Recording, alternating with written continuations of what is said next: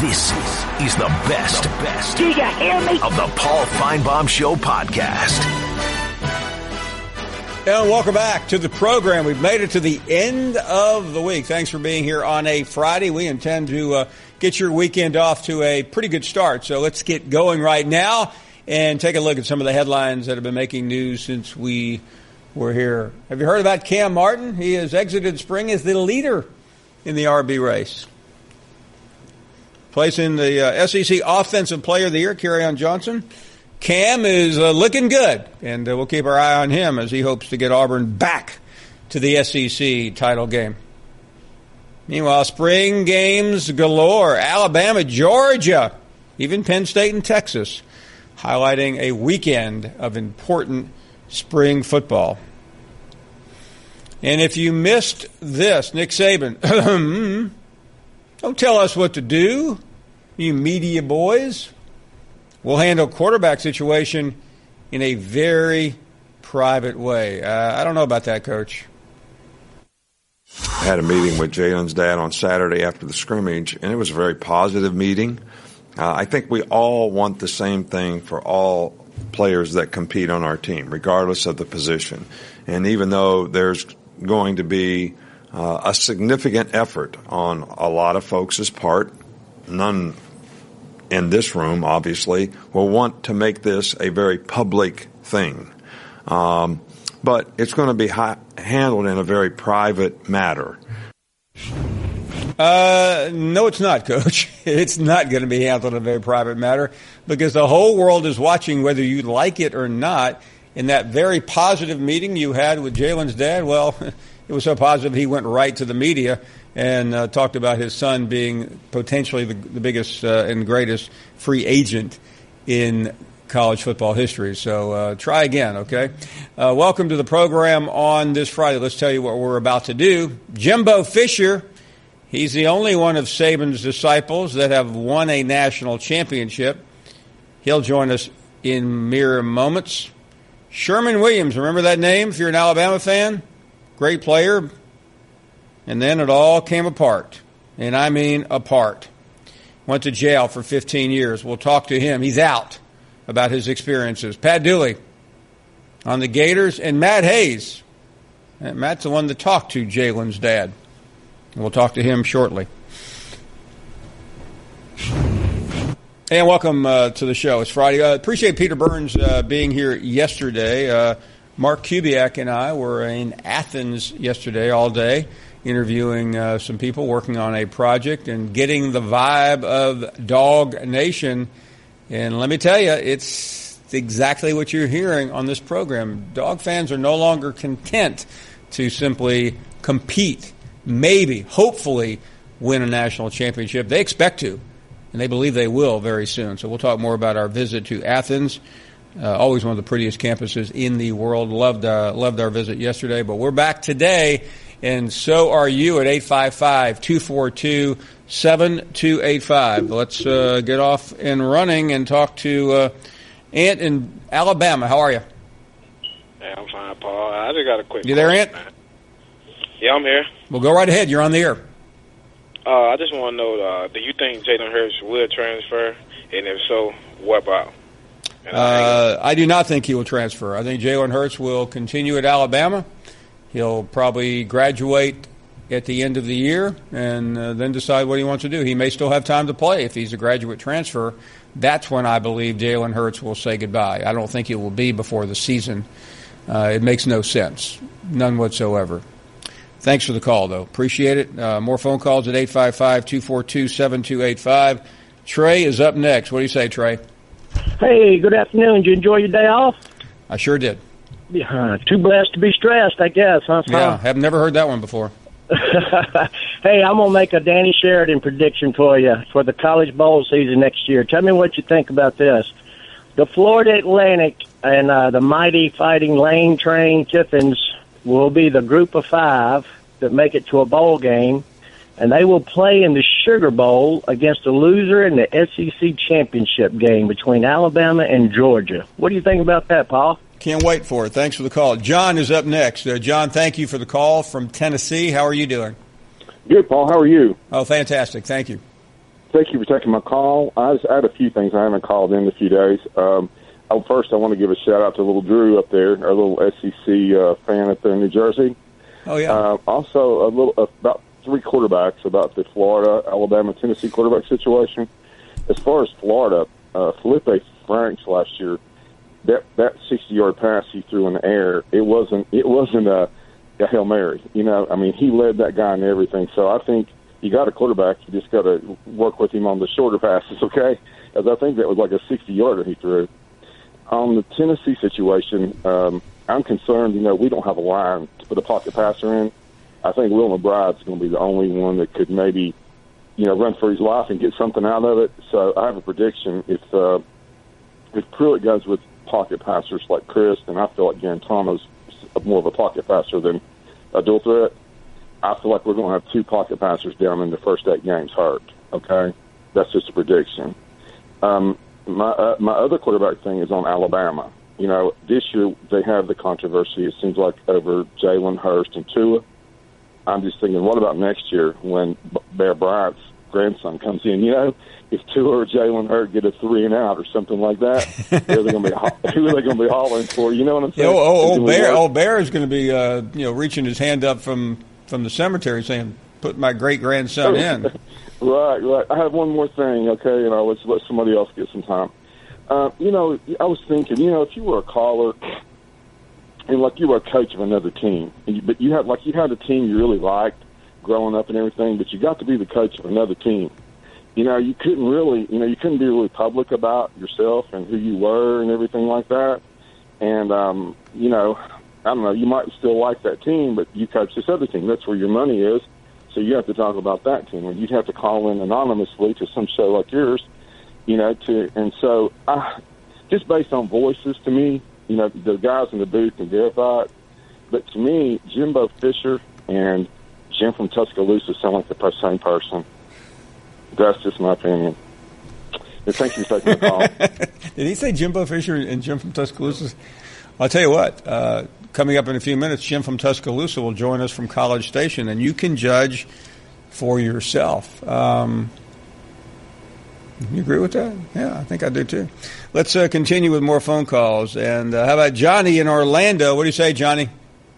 Hey, how you doing, Paul? We are doing great. Thank you. Peter filled in for you very nicely. He's very, very smart, and I enjoy his commentary and so forth. So, good job there, Peter. Thank you, Paul. I wanted to just say about 2 things.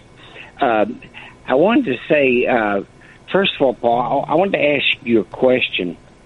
Orlando, we're bigger than 11 current NFL cities, and that's starting from Detroit, Buffalo, Baltimore, Charlotte, New Orleans, Tennessee, and to be Las Vegas.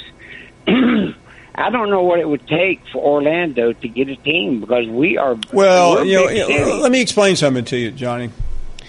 The NFL markets are affected far more by the television metro market than they are the actual size of the city. So think about the state of Florida right now. You have Jacksonville, which is I don't know if Jacksonville is or did you say Orlando is bigger than Jacksonville?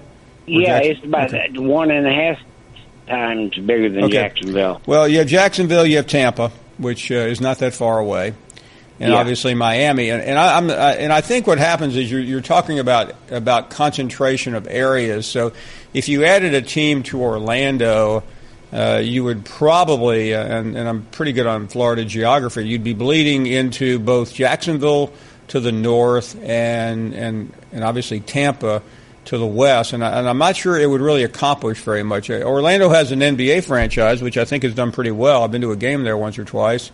And that's it. I mean, every city is different. The real problem in the state of Florida, as I'm sure you know, are the Major League Baseball franchises. The one in Tampa and the one in Miami are just downright embarrassing when it comes to attendance. We are heading to a break here. We will continue to take your phone calls at 855-242-7285. We were also looking forward to a conversation with Jimbo Fisher. Looking forward to catching up with him from College Station to review the spring and look ahead to his first season in Aggie land. You're listening to the Paul Finebaum Show podcast. And we welcome you back to the program. Delighted to be here, and especially delighted to welcome in our next guest. He is Jimbo Fisher. By now, you've gotten used to us saying he's the new coach at Texas A&M.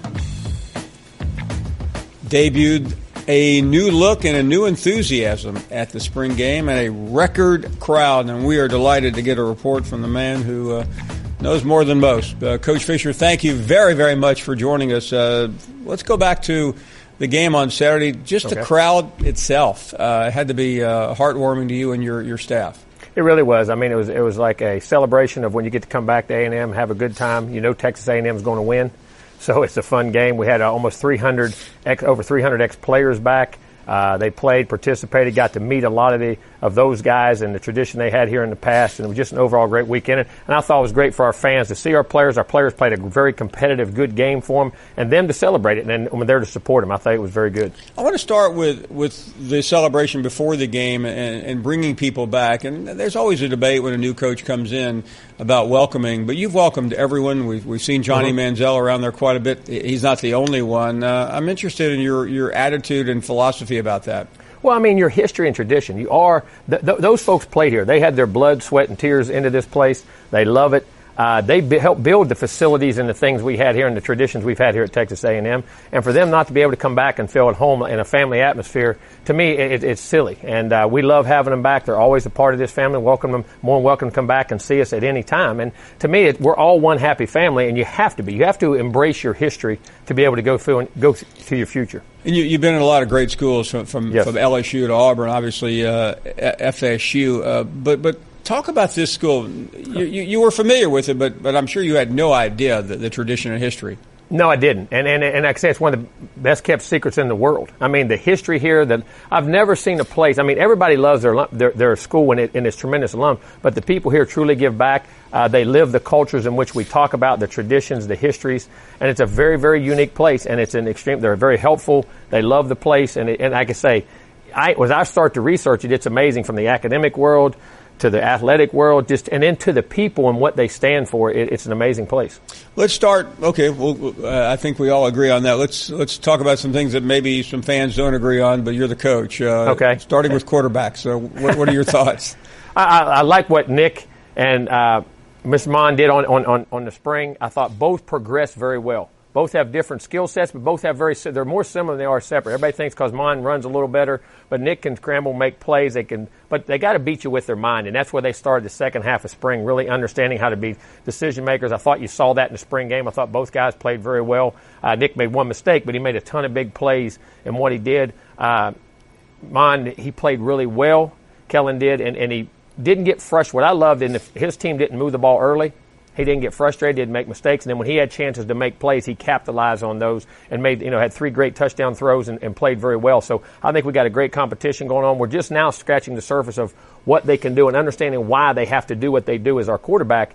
And I think we're in great shape at the quarterback position. So, Coach, as these two young men leave spring, I'm sure you've got plenty of ideas that you want to give them. What do they need to do in the rest of the school year and obviously in the summer that you'll be satisfied when we meet again in late summer? Not only physically get their bodies and do the conditioning and the throwing and all that stuff, but they got to understand the whys of the game. Why you would declare protection that way. Why would you make that read? Why would you throw the ball there? Why would you not throw the ball there? Why would you check that run? I think the whys of the game are what makes the quarterback, allows him to do his job. Because he can process the game, be able to make the decisions in the run game and the pass game, and get the ball to the appropriate people. Now they've had a large enough sampling of our offense and what we want them to do. And then, to me, the whys of the game. Why, when I go into fall camp, I understand why we're doing everything, and that's going to allow their true talents to come out. You've had Heisman Trophy winners. You've had great teams and championships. What do they need to do mind-wise? I mean, is it film? Is it preparation? Is it repetition? Because there's only so much you can yes. keep your mind on your mind and eyes on them in the off season.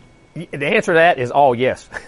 But at the same time, picture yourself winning the SEC. Picture yourself winning the national championship and expect it. So when those opportunities come on, they don't shock you. I mean, if you can't picture something in your mind and believe it, you can never achieve it. And I know that's a cliche, but it's the truth. You have to look at yourself differently. And then, are you willing to do things other people aren't willing to do as far as extra film work, extra study time? And more importantly, we tell them, understand who you are as a player. What kind of team are we? And we have to play to that kind of team on offense, on defense, and on special teams. In our strengths, we have to bring out as much as we can. Our weaknesses, we have to improve, but don't put ourselves in a position where we're counting on those. And then try to understand who we are as a football team. How is it different as you get to the rest of your team? Because, I mean, those are the quarterbacks, but you have a lot of positions still up for grabs. They are. The offensive line, we got the good quality depth we have there, but all those positions have to understand. And like even the wideouts, now you want to run a route to catch the ball, but sometimes I got to run a route to open up another guy. Understand the concepts and what we're trying to achieve on each play, and then how each play situationally changes, whether it's first down, whether it's third down, whether it's red zone, whether it's the last 2 minutes of the game or 2 minutes of the half.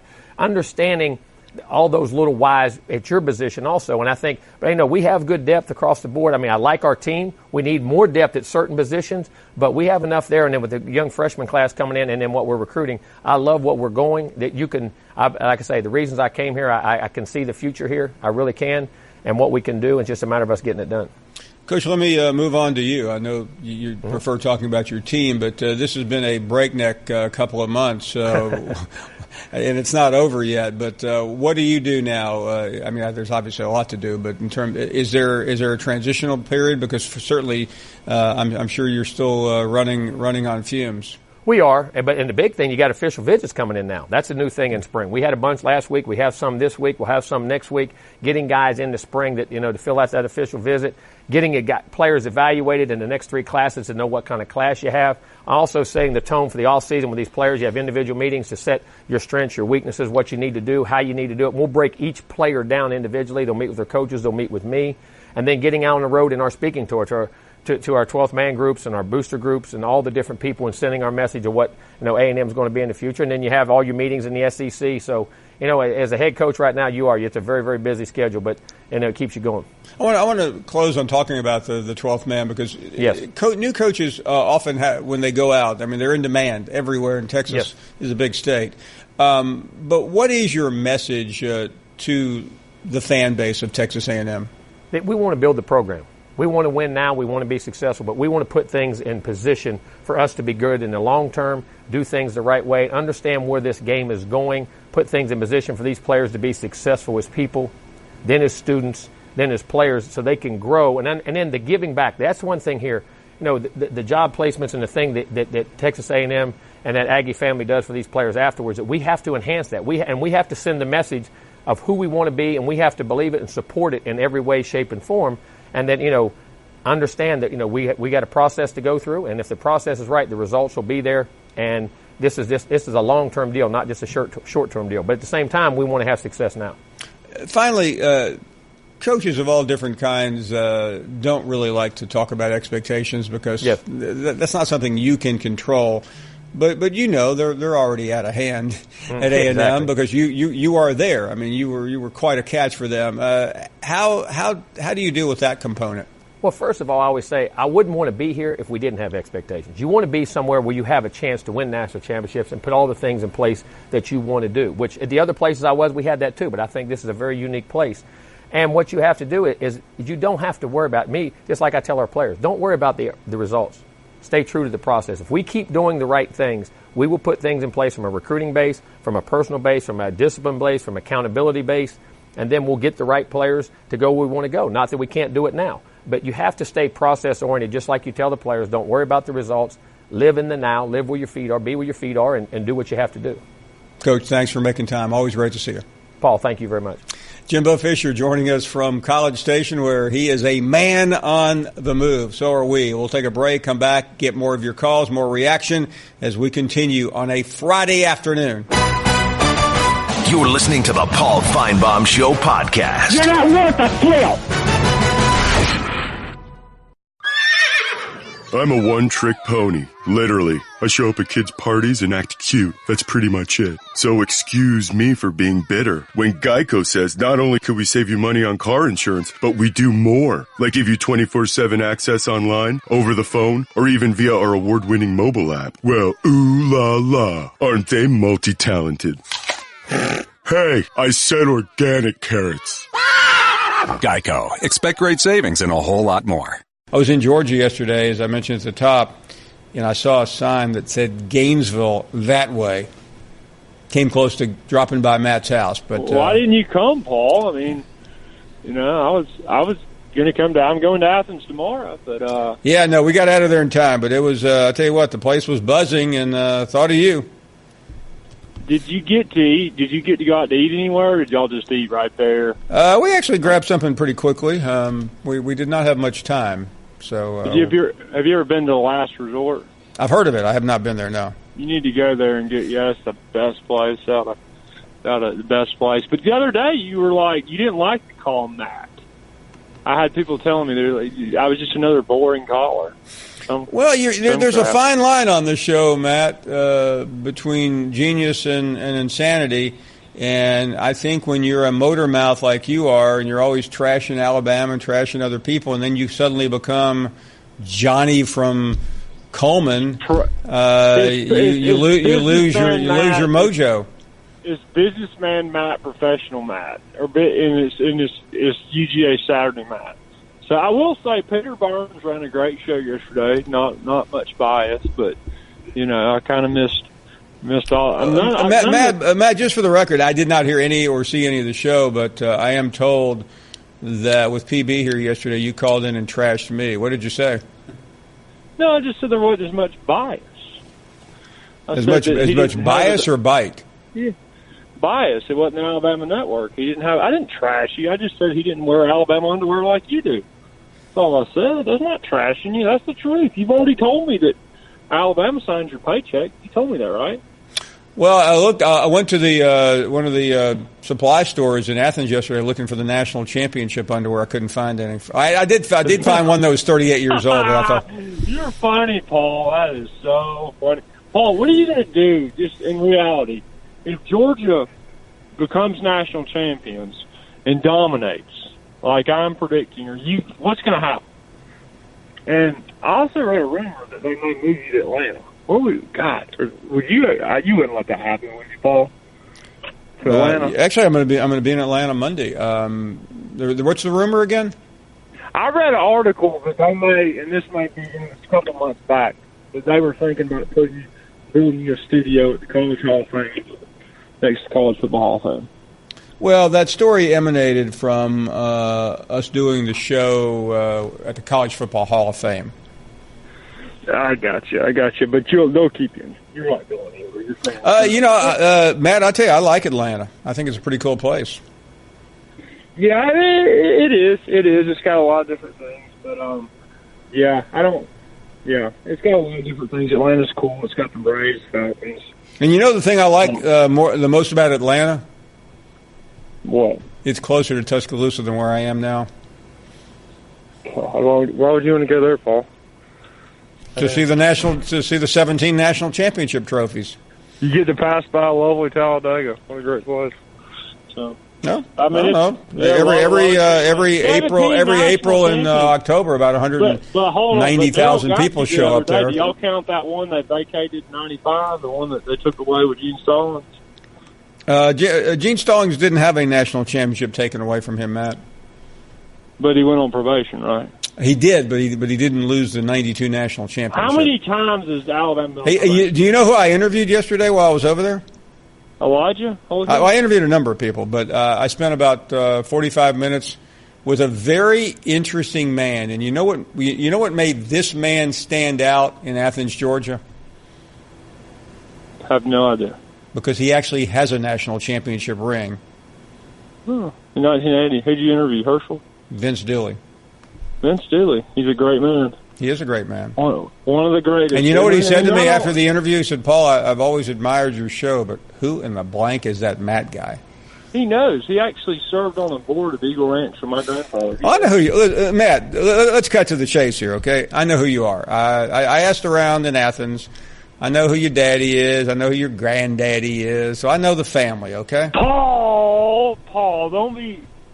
I can't wait. You'll remember me. No. I mean, you aren't just some lunch bucket guy that calls in. I mean, you're among the chosen class in Georgia. We know who.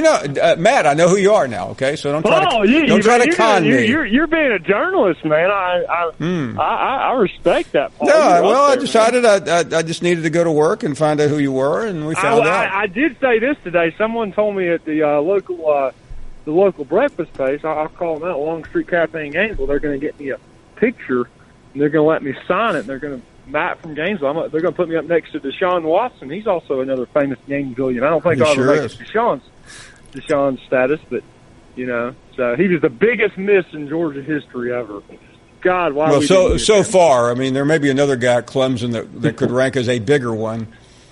Nah, we wanted Fields. I've heard all that, but Deshaun, I mean, that was the man, God, and he was a bulldog.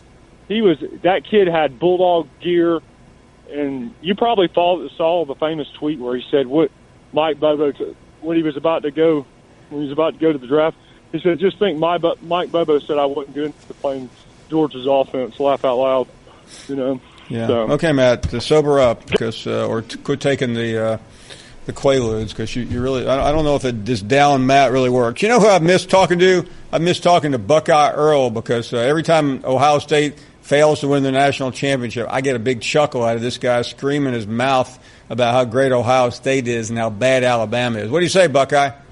Hey, Paul. Yesterday, Paul, Peter Burns worried about Ohio State overrated. He don't need to be worried about Ohio State. He worried about the SEC, Paul. He need to be worried about Ohio State. Penn State, the one that is overrated. That's who he picked to win the Big Ten. He don't worry about Ohio State because we just fine. We going all the way this year. Hey, Buckeye, help me with something, okay? Buckeye, come on. Hey, listen, we don't need this. I mean, when's the last time you guys won a championship? The what? When's the last time you guys won a national championship? Alabama. And what has Alabama done since then? Because y'all did not play up.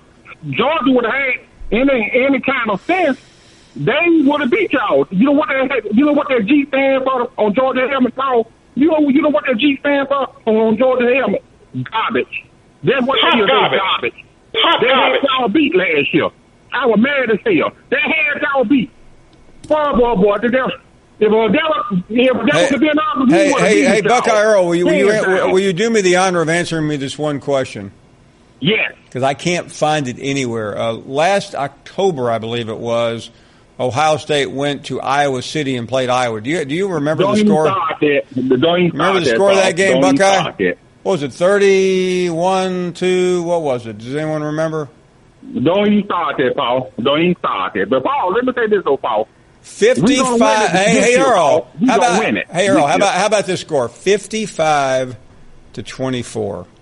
Your Buckeyes lost to a high school team. A high school team, Buckeye. You're a great coach. Urban Meyer couldn't beat Iowa. Couldn't beat them. Couldn't come within 30 points. We beat Urban in the last 50 years. Anything can happen on any day at times. Our first time to beat us. Hey, Buckeye, have you been to an ENT lately for that choke job? Paul, like I just said, Paul, I want Alabama to make it, but I doubt it. Earl, you're a joker. Earl, I mean, give it up, man. Listen, we don't need to hear this. Little Johnny. Penn State ain't got nothing. Y'all lost everything, little Johnny. Hey, Buckeye, you go to TCU. Buckeye, you go to TCU this year. You go to Penn State, which will beat you again. You know that. In Dallas. You lost them 2 years ago. Lucky to beat them this year. Lucky. Lucky? Who lucky? You'll lose to Scott Frost at Nebraska. You're done. Forget it, Buckeye. Give it up. Wave the white flag. Steve is up next in Detroit. How are you, Steve? My goodness gracious, it's been almost a year. How you doing, buddy? Doing great. Thanks for calling. Well, I wanted to know about this Mississippi State, these transfers. Is the Patterson the only one that's being denied transfership, or are all the players that want to transfer out of that quagmire being denied their transfer? I think some got out. His was a little more complicated. Can you tell me why? I'm trying to read between the lines, and there's a lot of gray areas I don't understand. Well, I think ultimately he'll be allowed. And I think he should be. Oh yeah, it's hurting him. I mean, I don't know why they're putting up the hassle with this thing. It should be all about the player being able to play and continue his resume to further his career. We agree. Okay, and secondly, about the scheduling, between Georgia and Alabama, they don't pass the eye test. I have to tell you, Alabama plays LSU. They were rated number 18 at the end of the schedule. Mississippi State at 19, and hold on a second, Steve. Are we talking last year or this year? No, well, I hate to do this because I'm not a prognosticator who's gonna. The way they were lined up last year is about how they were rated and stuff like that. Everything changes. It's almost a day-by thing until you get like 4 or 5 games into the season. But when you look at their schedule, they started Louisville at Orlando, Arkansas State, Mississippi, at Mississippi. So, Steve, that's all great, and I agree with you. The schedule on paper doesn't look all that good, but if they run the table, does it really matter? Yeah, it does when they don't play anybody. Hey, let's take a chance. Hey, Steve, I am no longer going to respond to Yankees when they call in and they say that Alabama doesn't play anyone because, I'm not just waving this flag because I live down here, but an SEC schedule, depending on the year, can be either tough or brutal, and I don't know what it will be yet. Then you'll have to play a championship game just to qualify for the 4-team playoff. So, I think for you to make that comment on April 20th, with all due respect, it's just pure ignorance. It's way too ahead of time. I know it is, Paul. Well, so don't make it then. Go outside and build a snowman, okay? No, there's no snow here, hon. It's about 70 degrees outside right now. Well, good. Go outside and get a suntan. We're up against a break. 855-242, can't believe it's been a year since we talked to you. 855-242-7285. That is our number. Much more to come on a Friday afternoon. Hot garbage. You're listening to the Paul Finebaum Show podcast. Back here, and let's continue with more phone calls. Stan in Arkansas, you're on the air. Hello, Stan. How you doing, Mr. Paul? We are great. Thank you for the call. Well, you've had a couple crazy callers already. They said, Earl, I don't know about him. It's been a while that you've talked to him. He's kind of halfway lunatic. But I'm going to make one prediction for you, Mr. Paul. And you're talking about with the Alabama underdoors or whatever. I'll make a prediction that Arkansas will win the College Baseball World Series. If they don't, I will put some Alabama underdoors on. Well, certainly you've got a shot at being right. They're really good. Stan, thanks for the call. John is in Columbus, Ohio. Hello, John. Hey, Paul, it's John. I'm the guy that you've never had a caller like this before. I'm that guy. Glad to hear from you. I'd just like to say, Earl Bruce, rest in peace. Yeah, Earl died today, and for those who don't know, a Buckeye through and through, took over for Woody Hayes. Really, I think in 9 years did a remarkable job, but never quite appreciated because he was following the greatest coach ever, but he passed away earlier today.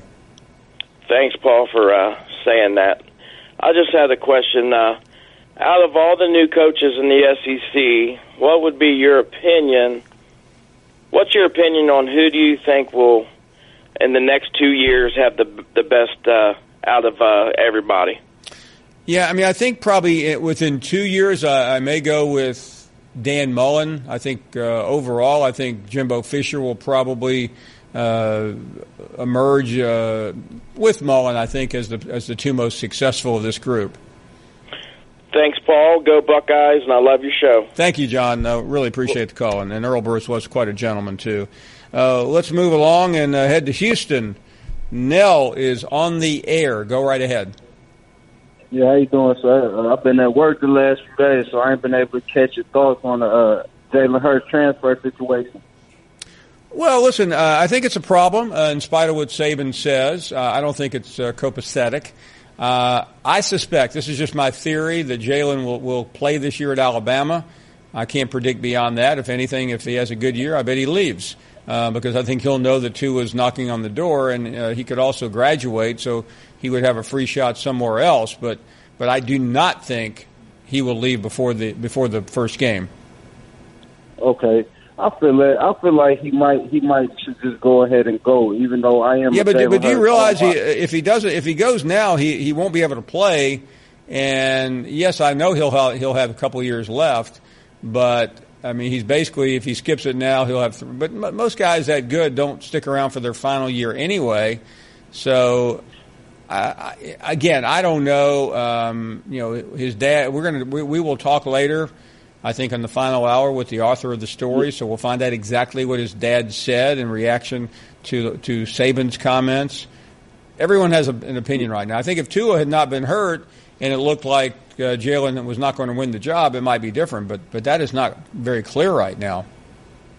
Yeah, that's true. I'm just going off of the limited time I saw Tua, even though it was my butt time, and then the national championship. It's hard to say. He may be. I'm not saying it's hard to say. Yes, sir. Listen, I appreciate it. I don't. You don't know what's going through a young man's mind. I mean, he's started for 2 years. Is he going to say, you know what, I'm going to take next year off?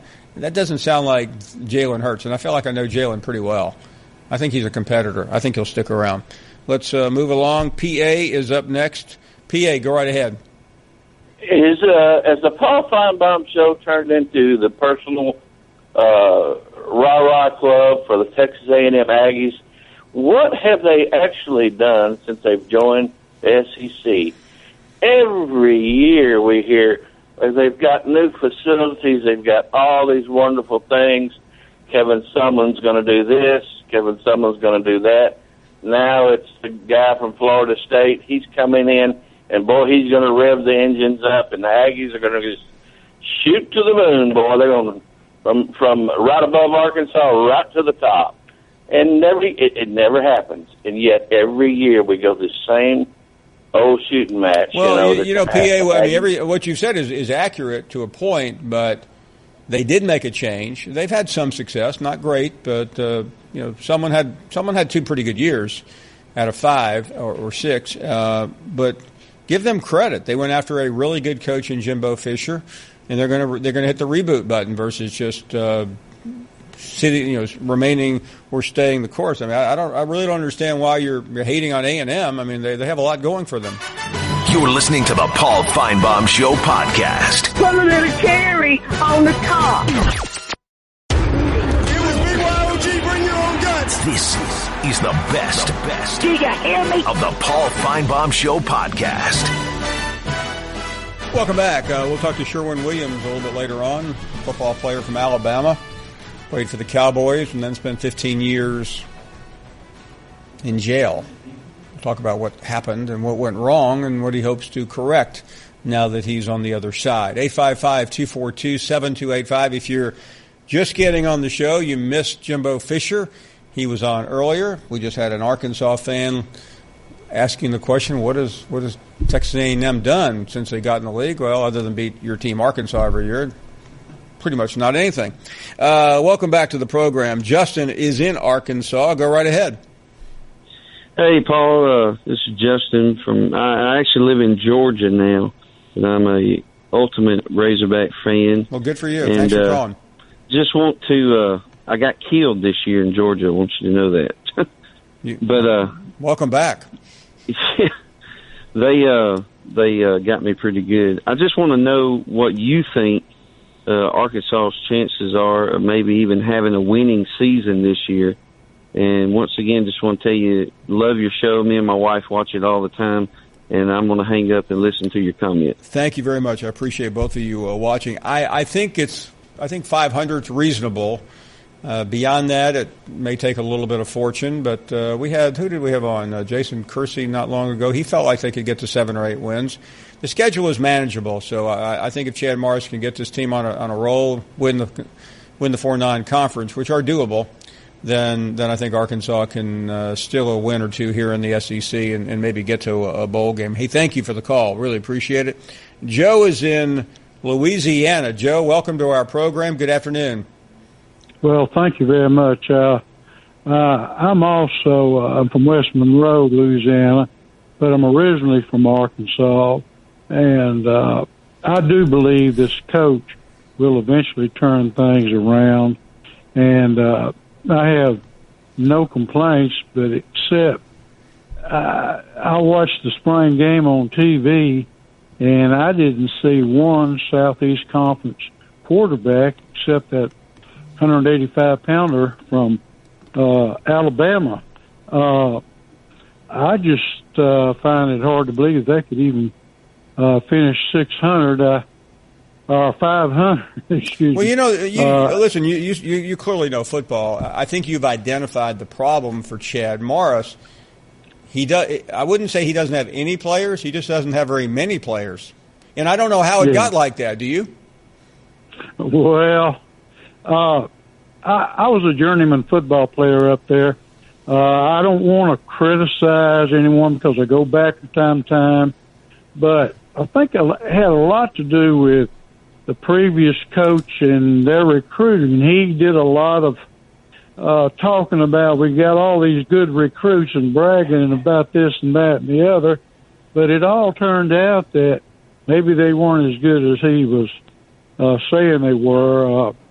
I hate to say that about him. He's a great guy. Listen, I like Brett too, but you're right. The record speaks for itself. You are what your record is, and he had some good players. He just didn't have enough at key positions, especially on defense. And in the end, it caught up with him, and he's unemployed. That's right. And I hate that for him, but anyway, maybe better things are down the road for us. I think so. Thank you very much for your time. Joe, thank you. Been to West Monroe. Used to live in northeast Louisiana. It's a really nice place. Thanks for the call. Zeke is up next in Alabama. What's going on, Zeke? Hey, Paul. How you doing? Really well. Thank you. I called to talk about the quarterback situation in Tuscaloosa. Do you think that Nick Saban will run a 2-quarterback system to keep either quarterback from transfer? Listen, I think Nick Saban will do anything he can right now to keep both on the roster. He knows long term he won't be successful, but Nick Saban is concerned about this season, and I think he has to find a way to satisfy both. How you do that is another story. Okay. I want to talk about Florida and Dan Mullen. Do you think he will get the quarterback situation under control in Florida? I do. I would trust Dan Mullen with a quarterback more than anyone else I know. Yeah, I know he did a great job with Nick Fitzgerald this year in Mississippi State. Oh, he really did. Hey, listen, thank you very much for the call, Zeke. Good to hear from you. Let's continue with more phone calls. Slim. I hope you're slim. Good afternoon. Hi, Paul. How are you? I am doing well, thank you. I'm calling North Alabama, a little town east of Huntsville, and we had two quarterbacks that played for Bear Bryant that come from my town. Who were they? One was in the 60s and one was the 70s. I was wondering if you might guess who they were. Let's see. Brian played a lot of wishbone quarterbacks, so you could be talking about quite a few. And I mean, I put it like this: one of them was his first championship quarterback in the 60s. Oh, I think I know that. That would have been Pat Trammell, wouldn't it? Yes, sir. Yeah, I should have thought of that. I mean, you talk about someone who should be forever memorialized. Pat Trammell graduated from Alabama, went on and became, I think, a physician, and then unfortunately died at an incredible early age. I knew his son very, very well and was close friends with him. And I think Bear Bryant once said that, even though he acted like he didn't say it, that Pat Trammell was probably his favorite player of all time. Well, I was in junior high school. I remember going by the church that's having his funeral. Barry Bryant, Joe Namath, Kenny Stabler, and some more. Now, the other one had to be Don Jacobs. Yep. He's our football coach now. You know, I think I talked to Don's wife not long ago, maybe a couple of months ago. I knew Don reasonably well. I covered, I think my first season there was his last. Don was a quarterback of an Alabama team that was trying to three-peat and made it pretty late in that season before losing to Mississippi State. Yeah, I grew up with him, went to church with him. You know what we called him during the ball games? Fumbling Don. Well, I know why that happened because I don't want to embarrass Don, but he's a coach. He can handle it. But in the game against Mississippi State, the ball was on the goal line, and I think Don fumbled the handoff. Although I swear, and I've told Don this before, it wasn't his fault. I was on the sideline, and they never got the play in. Do you know that? Yeah, they couldn't hear. Yeah, I mean, I was probably 10 yards away from Mal Moore, who was the coordinator, and they were. It was like Alabama was trailing, I think 6-3. Is that right? And they were on the goal line. And they were trying to score, and he missed a handoff because I don't think anyone knew what the play was. Yep, that's right. That's right. Well, Paul, I've been a long-time listener and first-time caller, and it sure was nice to talk to you. Well, my pleasure. And you tell Don hello, will you? I'll do it. I'm from Scottsboro, Alabama. I'll try to call again. I've been to Scottsboro. I know it well. Thank you very much, Slim. Great to hear from you. Wow. How about that? Trivia questions for Alabama football. I guess I won. I'm in the Final Jeopardy category now. Thanks for the call. John in Missouri, you are on the air. Hello, John. Paul, how are you doing on Friday afternoon, bud? I'm doing well. Thank you for calling. Anyway, Paul, I want to talk a little bit about the Missouri Tiger football team this year. I talked to you a couple weeks ago. We kind of touched on last year, and, you know, Missouri had a favorable schedule, and they were able to sneak into a bowl game. They obviously have a very good offense, but anyway, I didn't know if you wanted to pull up the schedule. Let's take a look at it and see what you think here. I think it's got to be 6 wins or Odom is gone myself. Yeah, by the way, we will call that schedule. In my conversation yesterday in Athens with Vince Dooley, we were talking about his son, Derek, who was really happy to be in Columbia. So the schedule is this, for those of you listening on radio. UT Martin, Wyoming, couldn't have two more unimpressive opening games than those. At Purdue, Georgia, at South Carolina, at Alabama, Memphis at home, Kentucky at Florida, Vanderbilt at Tennessee, in Arkansas. 1, 2, 3. I'm counting to myself. 4.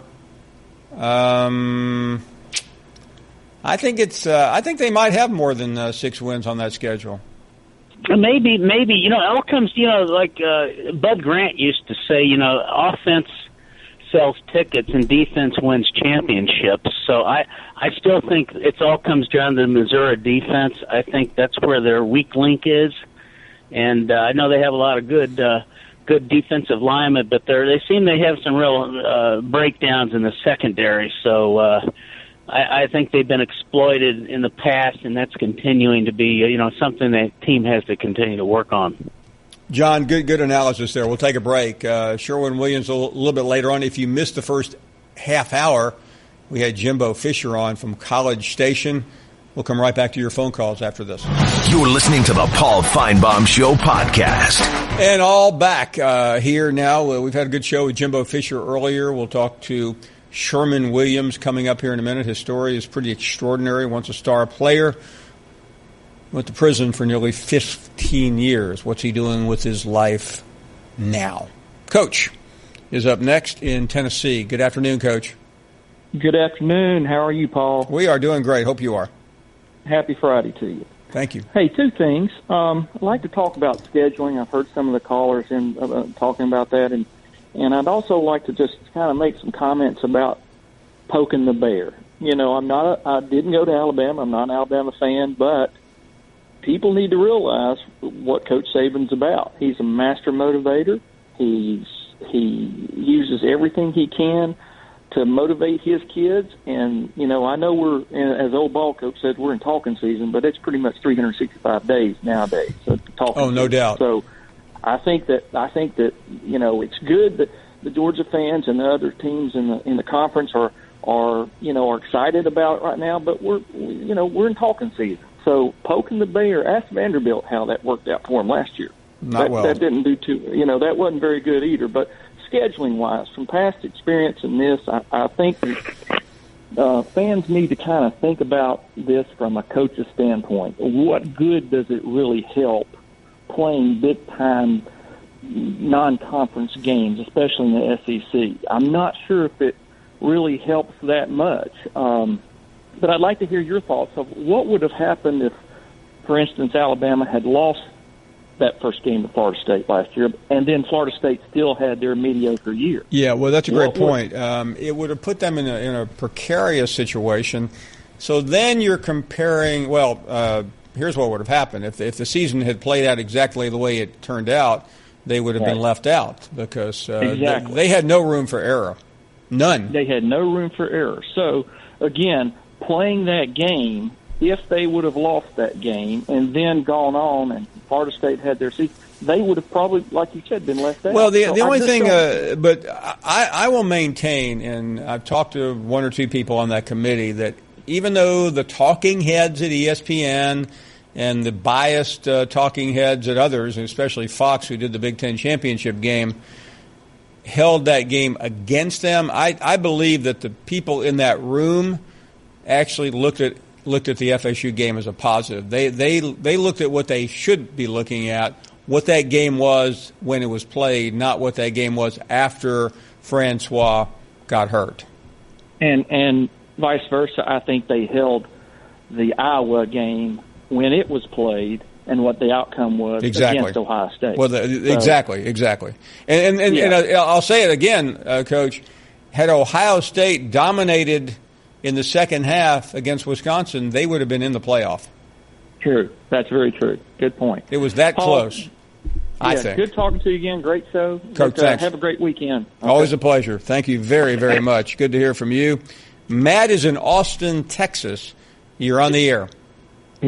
Hey, Paul. How are you? We are well. Thank you. Good. You had a nice gentleman on from Missouri, and I'm sure he's a fine fellow. But it just brings up the recurring question in my mind: what in the world benefit is Missouri bringing to the SEC?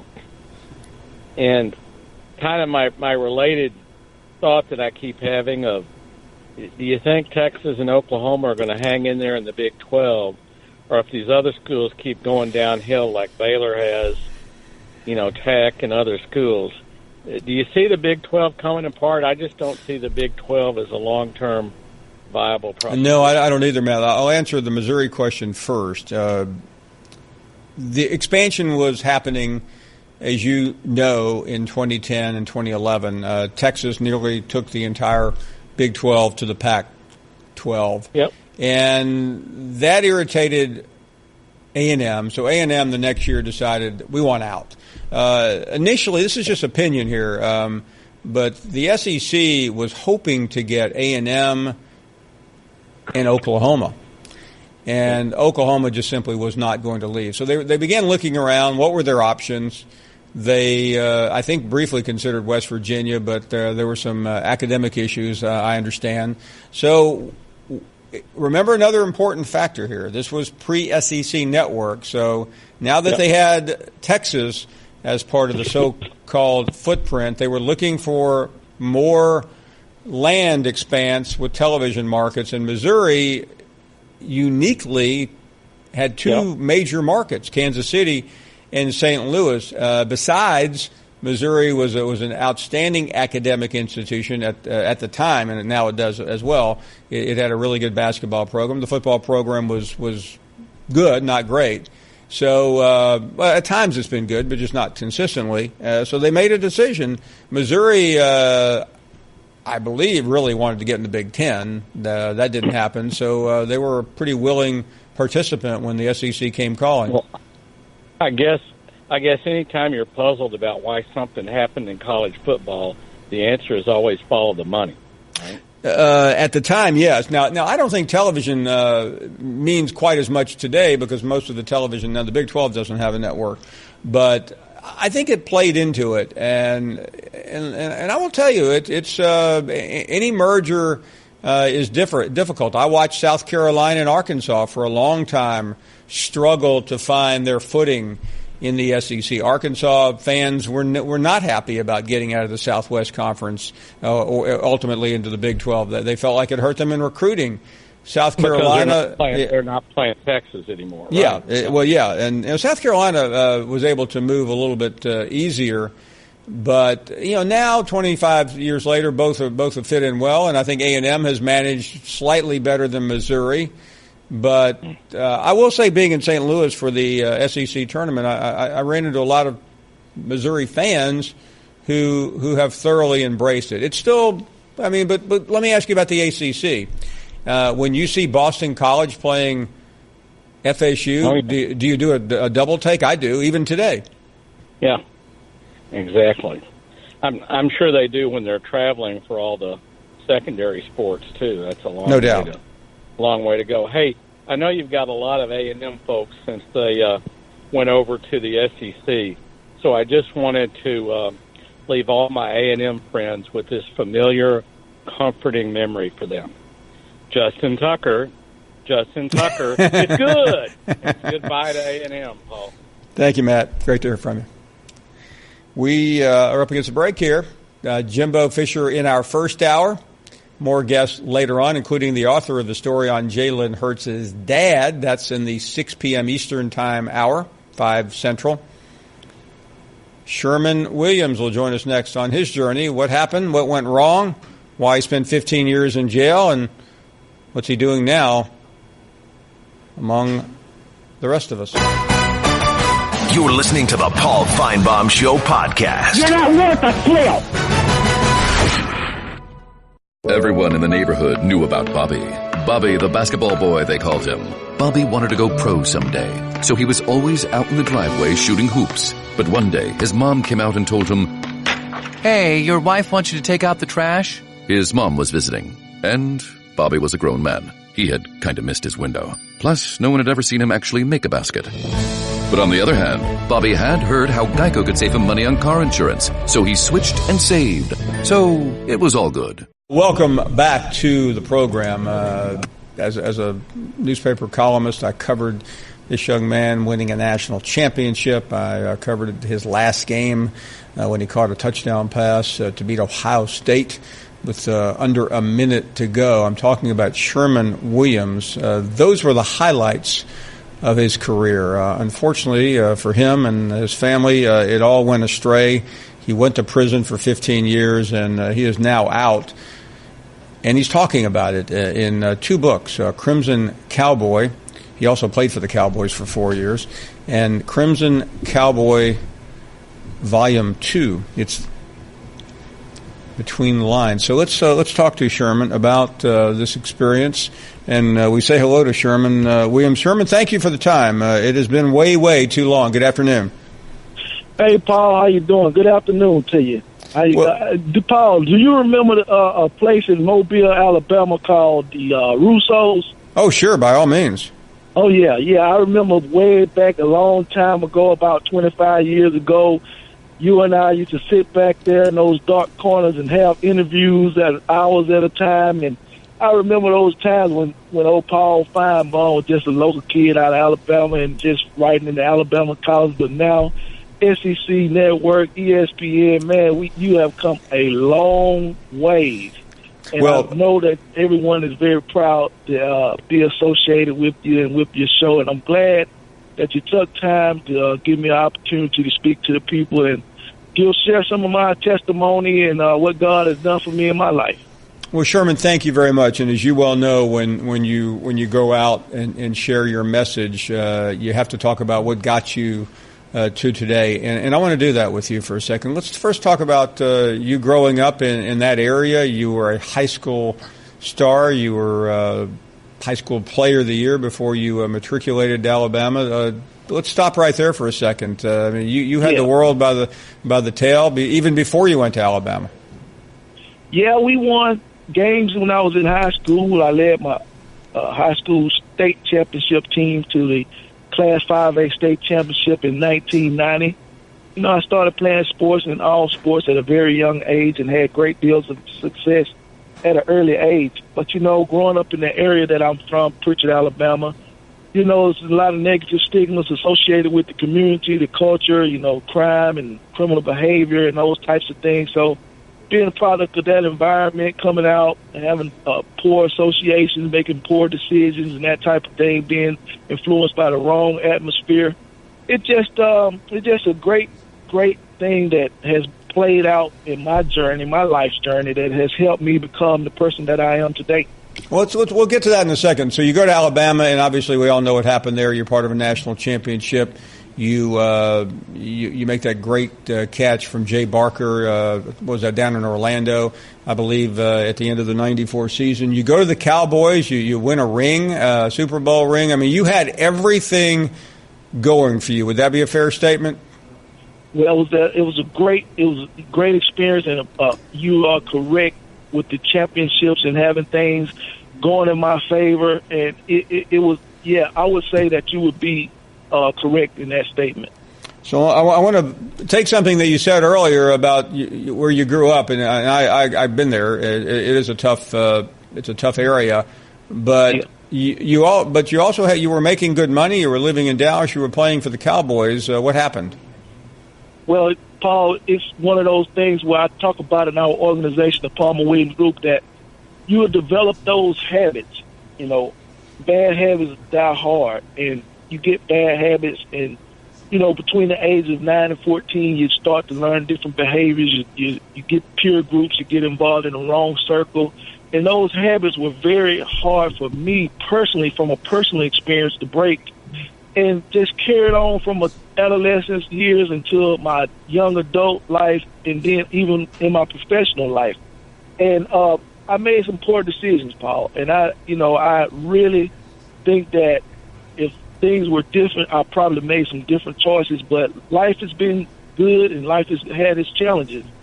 So with all of that, I just think that everything happens for a reason.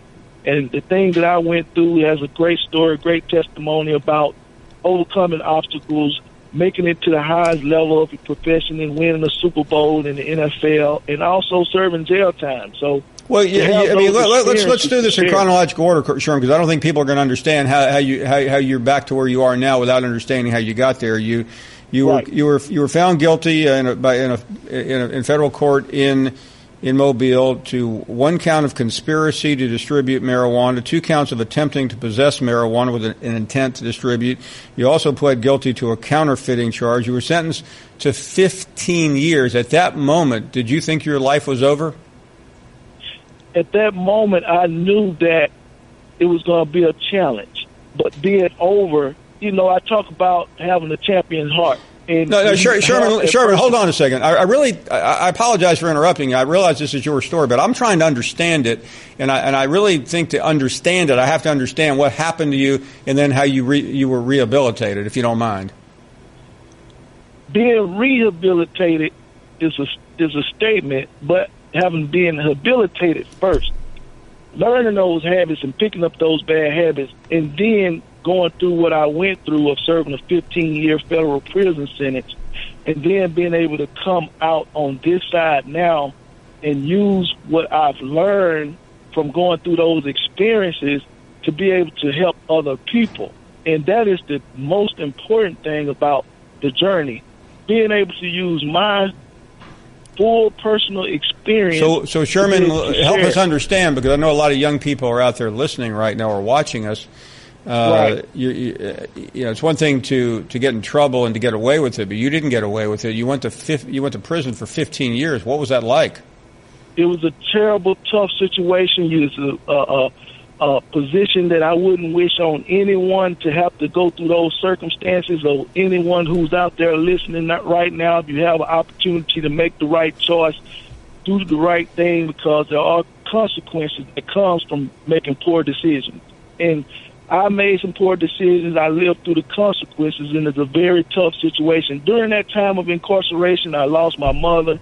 I wasn't able to attend her funeral.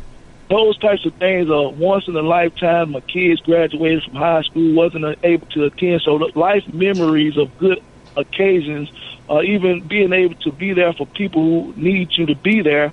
When you're in prison, you can't be there. And it's a hard thing. It's a hard lesson to learn. But hopefully my experience will be able to help some of these kids out here that may be on the edge, or maybe wanting to make that decision, or maybe don't know the consequences that come from it, and they can read my story and learn from my mistakes, so hopefully they can make different decisions. Sherman, you get out, and you know the statistics better than I do, but there's a high probability of people to get out of prison to get in trouble again. How did you overcome that? You talked about bad habits that help get you in prison. How have you stayed on the straight and narrow? Staying on the straight and narrow, Paul, is you have to change. You have to change your lifestyle. You have to change your circle. You have to change the people, your influences. If you look in your influences and you see the people that you're associated with, that's a direct reflection of your own personal character. So I had to make a lot of lifestyle changes and change my elements, change the people I associate with, associate people that are going in the direction that I know is the right direction, in the direction that I want my life to go in. And that's what it's going to take.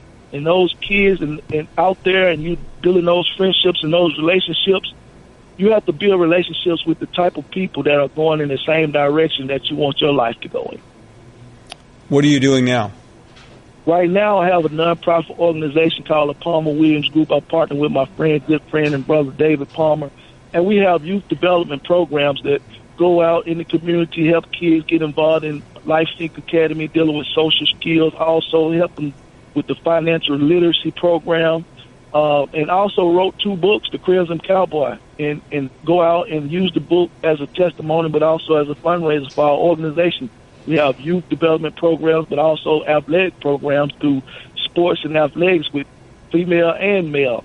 So we try to get the kids involved and also do motivational and public speaking, go out and speak to different groups, community action groups, and faith-based programs. We are a faith-based program, and we definitely believe in the message and testimony of Jesus Christ. So we just try to stay active in the community and use what God have given us and try to use it for a benefit for society. Sherman, before you go, and I want to reiterate how many young people, kids, teenagers watch and listen to this show. If you had a final message for them, what would it be? My final message for them would be get your education. Education is something that no one could take from you. Myself, Paul, I had to go back to school myself. I will be graduating on May the 5th of 2018 with my bachelor's degree from the University of Alabama, and I have learned in my travels, in my journey, that education will take you further than anything else here that you can do. So I would say concentrate on your education, put your education, but always have a spiritual life and put God first. But here, education is very important, and associate yourself with the right people. Well, Sherman, congratulations on getting your degree. That's certainly a major step forward. Congratulations on your books, and we really appreciate you sharing your story. The books, again, 2 volumes of Crimson Cowboy. The second volume is out. Hope you'll come back. Really appreciate your time. Definitely, Paul. I have a 3rd volume that will be on the way, so people can always follow us on crimsoncowboy.com and find out all the information about where we're located, what we're doing, and how we're getting things done. Thank you, Sherman. Best wishes. Thanks, Paul. God. I've been a writer my entire life. I've only had 2 books. This guy's got 3. I need to get going to keep up with Sherman. Anyway, great story there. Really appreciate him coming on. We will take your phone calls at 855-242-7285. We've been a busy show. Sherman was on. We'll talk to the author of the Jalen Hurts story in an hour. We had Jimbo Fisher on. We are coming back with more after this. You're listening to the Paul Finebaum Show podcast. Welcome back. Glad you are with us. Let's get to the calls. And Greg is on the air. Greg, welcome to the program. Hey, Paul. Thanks for taking my call. Thank you. I thought that was an interesting interview with Sherman, and I know dealing with kids at school that oftentimes the end point for him, which was his arrest and conviction, began much earlier in life, either with poor choices in friends or in the things you do as a 7th, 8th, and 9th grader. Those things start much earlier. No doubt. No doubt. Yeah, so I'm interested to hear your talk with the guy who wrote the article about the comments that Jalen Hurts' dad made, to find out what the context was and why he chose to do or write it that way at the moment that he did, and think it will be interesting to see what his response is. Yeah, we're going to talk to him in about an hour, so I am really looking forward to that. Probative question. So if Georgia, let's say in the next 5 years that Georgia gets to the championship game but does not win, what is the verdict out on, or what will be the narrative in those 4 or 5 years if that's a really interesting question, Greg, and I related this earlier, and I'll repeat again. I realize people come and go, and we're here the whole show, but most of you aren't able to. But I spent yesterday in Athens on the Georgia campus at the football facility, and talked to a number of people, and the expectations are literally through the roof. It's not arrogant. It's just we believe, Georgia fans and Georgia people tell me, that with another recruiting class, we are going to have the best program in the country, along with Alabama. So they really do believe it. There are some old-line Georgia fans and administrators who have seen this movie before. Mark Richt got off to a fantastic start when he took over, and he won big. He won some titles, including the SEC. So I don't think it would be considered a disaster, but I do think this is different than any time I can remember it. Even talking to Vince Dooley about that, he mentioned the expectations.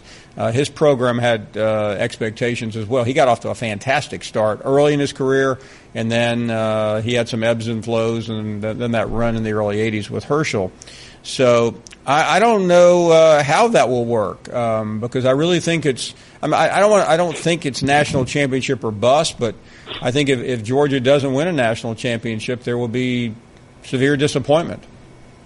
Well, and the reason why I asked you that question was I saw some discourse on Twitter this morning between two Georgia fans. One was a guy probably in his 50s, and he said he's been a lifelong Georgia fan, and he remembers the Rick days, and that fans shouldn't get too ahead of themselves. And the retort from a younger guy was, "Well, then you're not a real Georgia fan, because this is what's going to happen." So it's amazing, and it happens with every team. You know what I think really gets at Georgia people though, and they look around the geography. And Georgia is a great program. I spent a couple hours in that new indoor football facility yesterday. We were doing some tapings in there. I mean, that thing is phenomenal.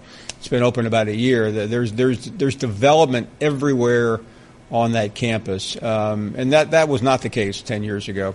But Georgia has seen Auburn win a championship, played for 2. They've seen Florida win a couple of championships. They've seen LSU win a couple of championships. Since they've won, they've seen Tennessee win a championship, and obviously they've seen Alabama win 5. So that's what this is really all about. Georgia does not like being behind anyone, and they feel like by hiring Kirby, they finally caught up. They had the national championship in their hands, let it get away, and they want their hands on it again. You're listening to the Paul Finebaum Show podcast. Put a little cherry on the top. This is the best Do you hear me? of the Paul Finebaum Show podcast. And we welcome all of you back. It's been a good one. Jimbo Fisher joining us earlier. We talked to Sherman Williams. He spent 15 years incarcerated and now out, and talking about it in a series of books.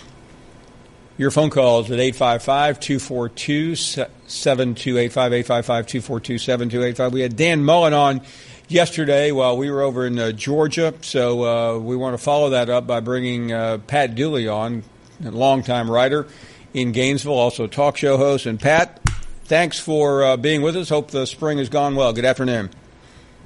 Is that legal to do that when you're in Georgia, to put Dan Mullen on your TV show? Yeah, well, I purposely turned all the TVs to the Big Ten Network so they could keep up with what was going on in lacrosse. That's funny, though. I mean, yeah, good. It's kind of been a weird weather-wise summer here, or spring here, but ball coach is out in the golf course right now with his golf tournament. So, is that going on today? Wow.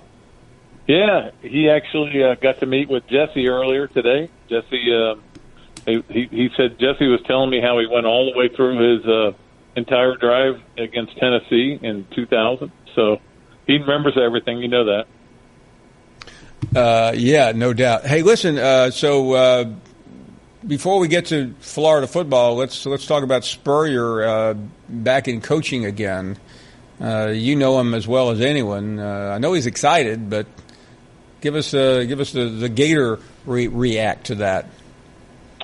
Well, I mean, I think when he first brought it up, or we first were talking about it, I could tell he was serious about it. That it was the perfect situation for him. 4.5 months.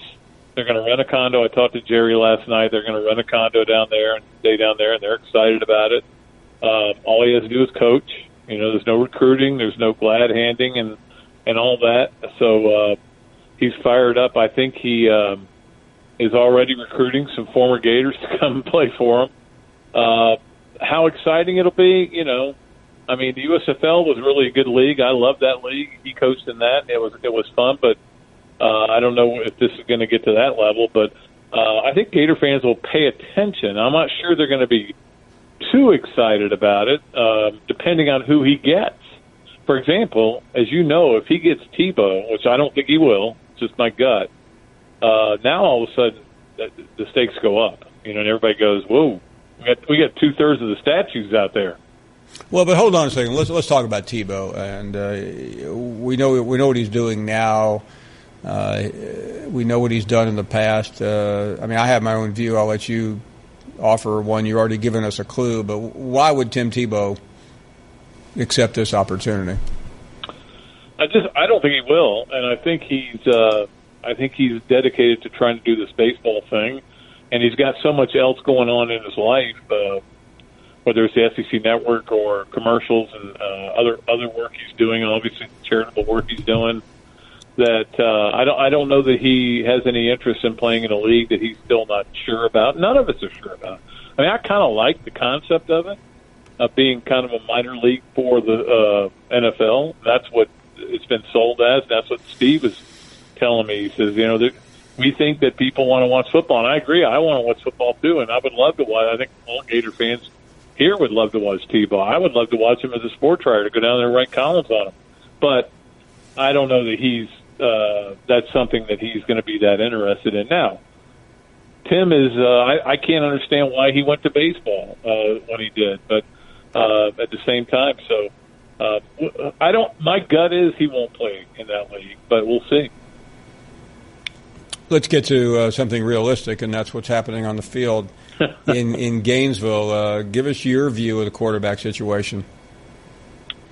Well, they're down to 3 now. They had 4. One of them transferred 2 days ago, which was no big surprise. He was not fit for the system they run.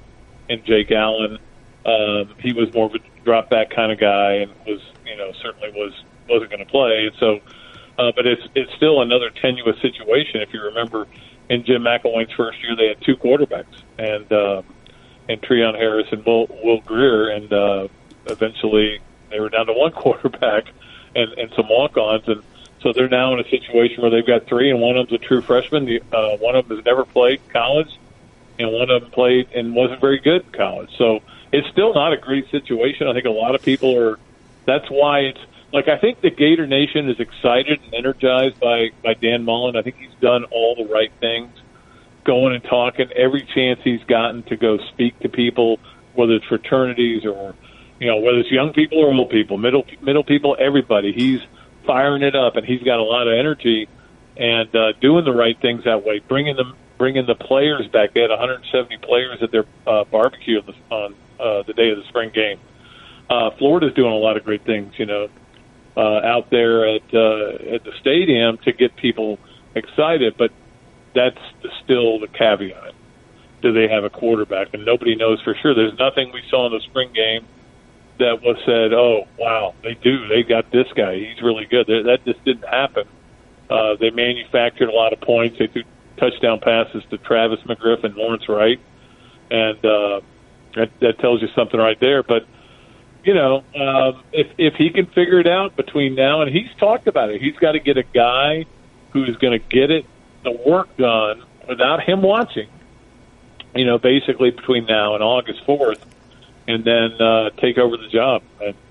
I'm not sure which one it's going to be. I think it's kind of a crapshoot right now. Everything looked really exciting, and the vibe is great, and we've been down this road before. How would you compare this portion of the new tenure? And I realize he was following Urban, but how would you compare this to Will Muschamp? Certainly different. I don't think, you got to understand that Will walked into a situation where there was a lot of attitude, and there was, a president basically sitting in his office when he walked in the door saying, we got to clean this mess up. And it was a mess. There's no doubt about it. And, the famous Urban Meyer quote, this program's broken. And it was broken.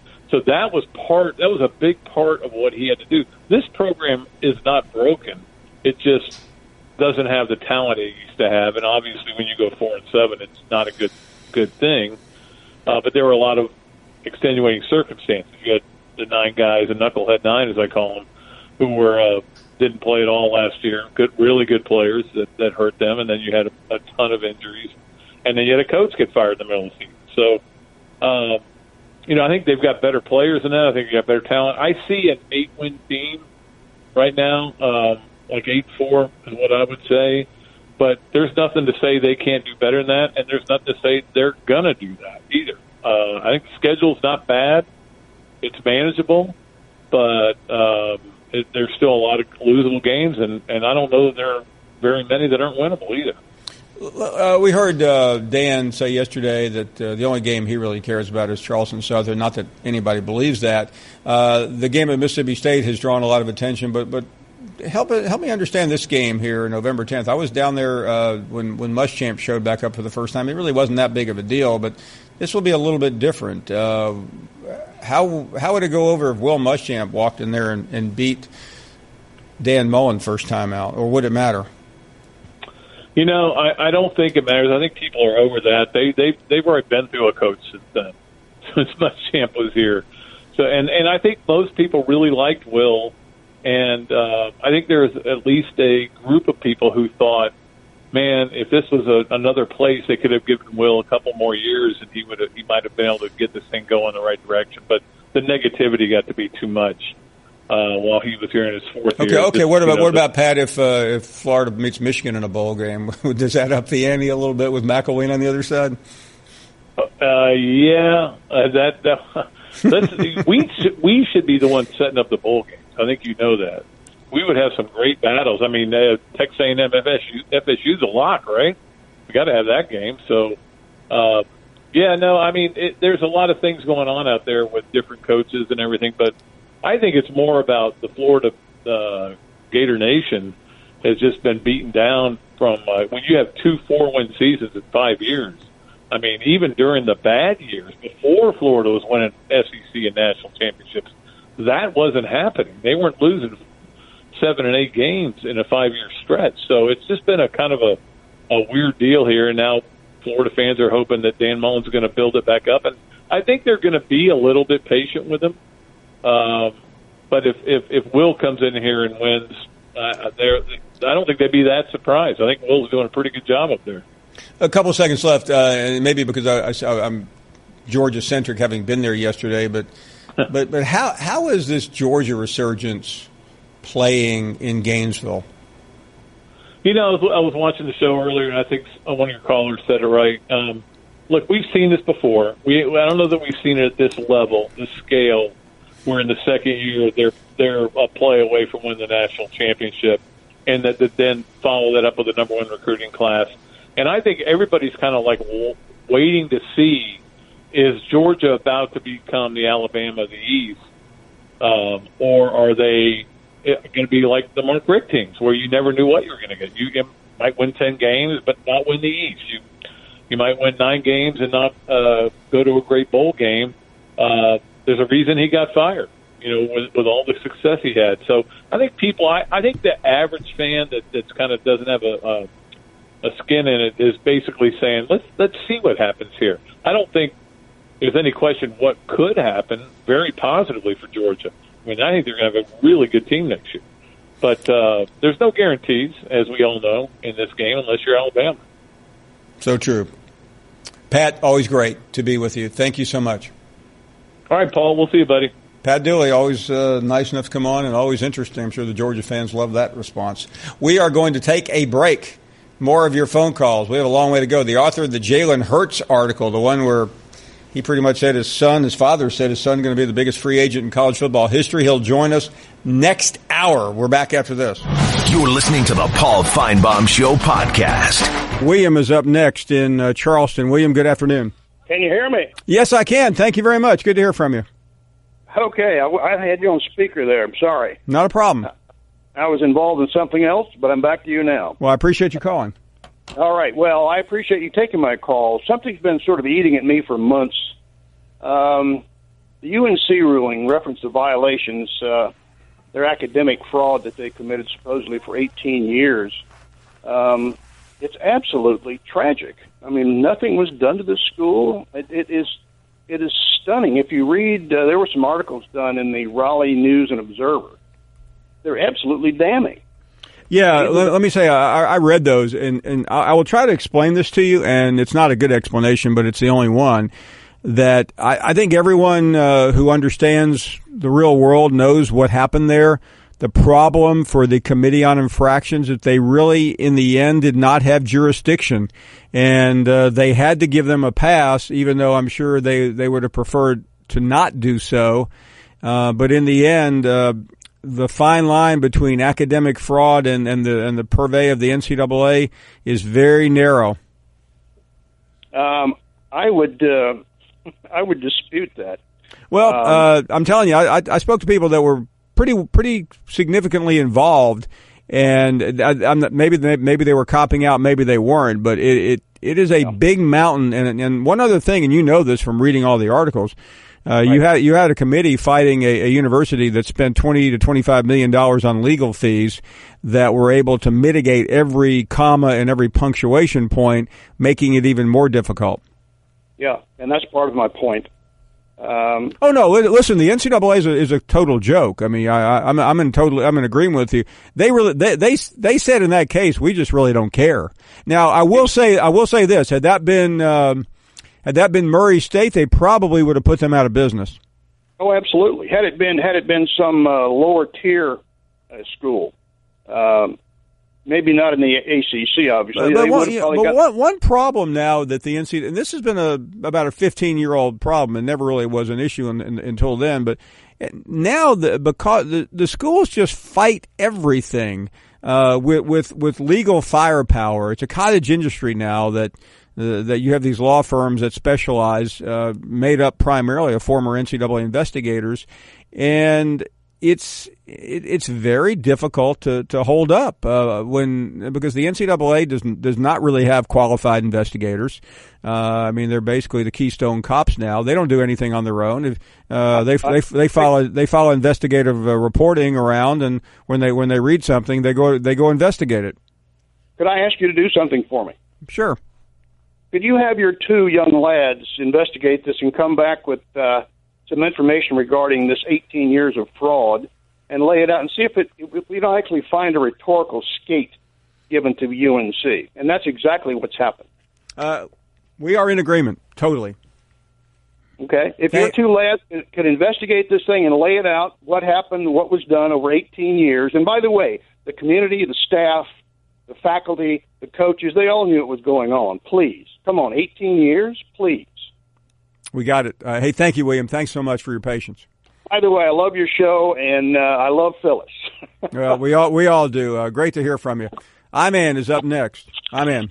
Good afternoon, Paul. Glad to have you back. Thank you. Paul, you came back in. I was listening to you earlier, and you came back a little testy and a little wound up. I don't think you're traveling well during the week. You're going to have to start taking your own lettuce with you. Yeah, I had to. I don't know what that. I speak now about myself here with you, but the first hour of the show, I don't know whether it's the. I don't know what it is, but that's always the edgy hour, if you've noticed. It is. I mean, you don't travel well, especially during the week, and I think it's because you've got used to that Carolina lettuce, and now you're down in Georgia, and then you're eating foreign lettuce, and you're hanging out with people that are threatening Nick Saban, and that just kind of winds you up a little bit because you see the SEC is changing. It's changing in front of you. I mean, for years now, 4 or 5 years now, it's just been Clemson and Auburn or the biggest challenge to little Nicholas up there. But now you got people over in Georgia and Florida and Tennessee and South Carolina and LSU and all these people saying, well, we want Bama. And I think you're getting a little nervous because little Nick's getting a little long in the tooth, and he's not going to be there, and it's just going to be a nightmare. It's going to be a real bad nightmare. Hey, haven't you heard? I mean, what are you talking about? Don't you know where I went to school?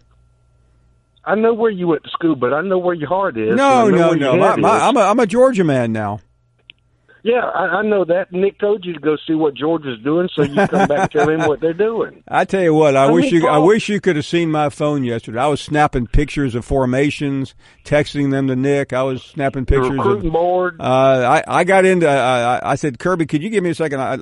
I snuck in there, took a picture of the board, sent it over to Nick.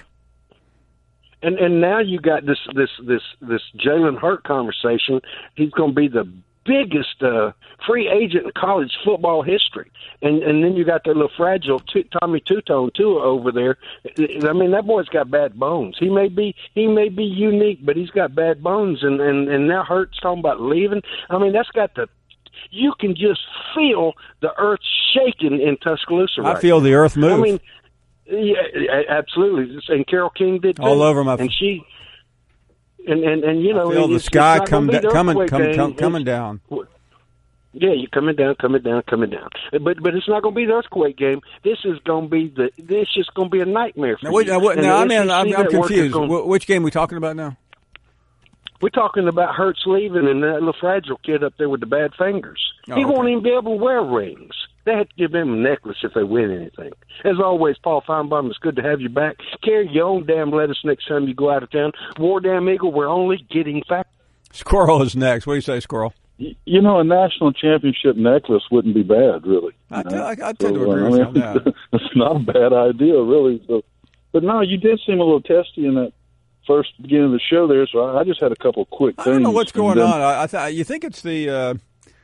I thought maybe you just got in late last night and didn't get a good night's sleep. It was actually the night before. It was actually the night before when I flew to Atlanta and got in at midnight. Yeah. I mean, I used to have to travel. I think it's just I just decided to take. Yeah, but I think some of it's the callers too.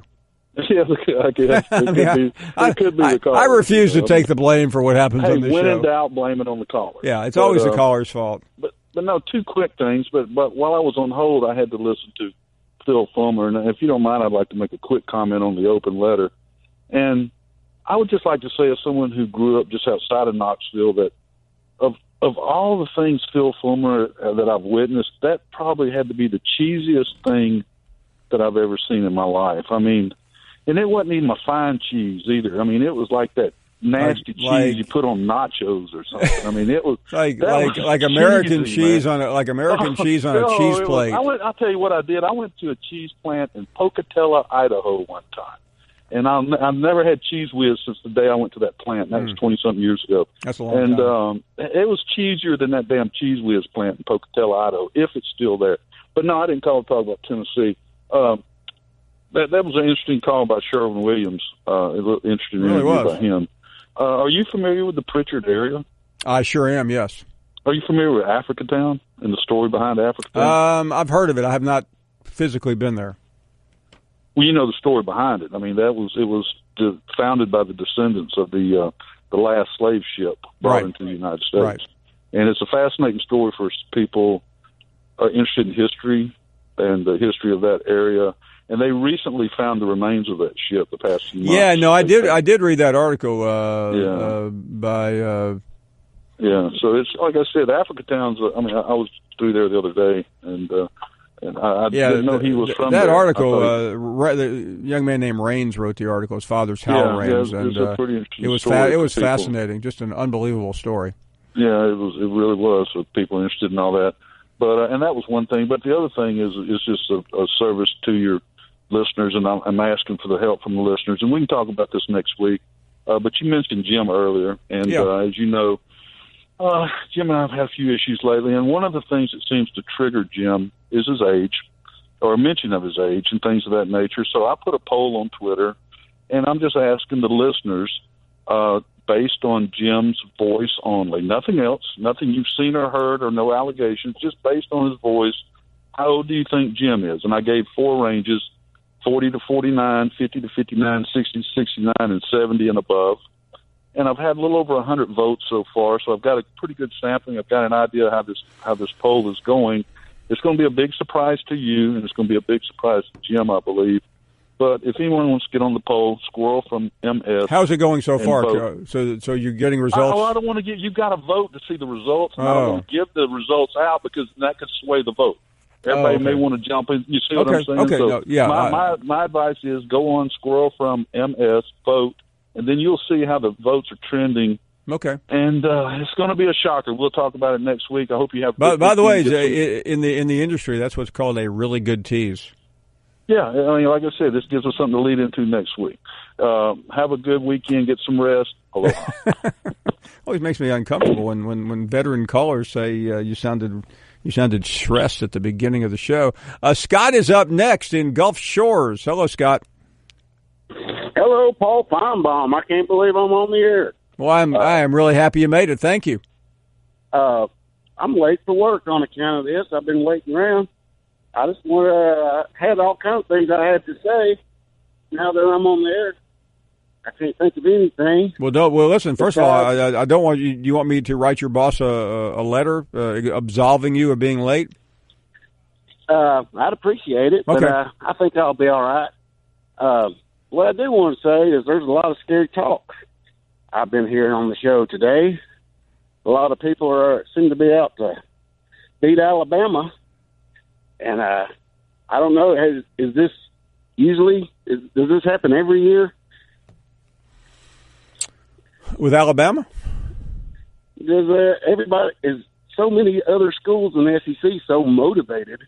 Well, the coaches like Jeremy Pruitt, this is unique because you have, including Matt Luke, you have 6 new coaches for the most part in the SEC, and my history of covering new programs is people tend to really get excited, more so than in the past. Maybe 10, 20, 30 years ago, you go, man, we got nothing. It's going to take a while. But now everybody wants to be successful immediately. So I think some of it. I mean, I've talked to a fan of probably every one of the new coaches. And I've heard we're going to have a winning record by every one of them. And let me assure you, it won't happen. No, I don't think so. A lot of envy of Alabama.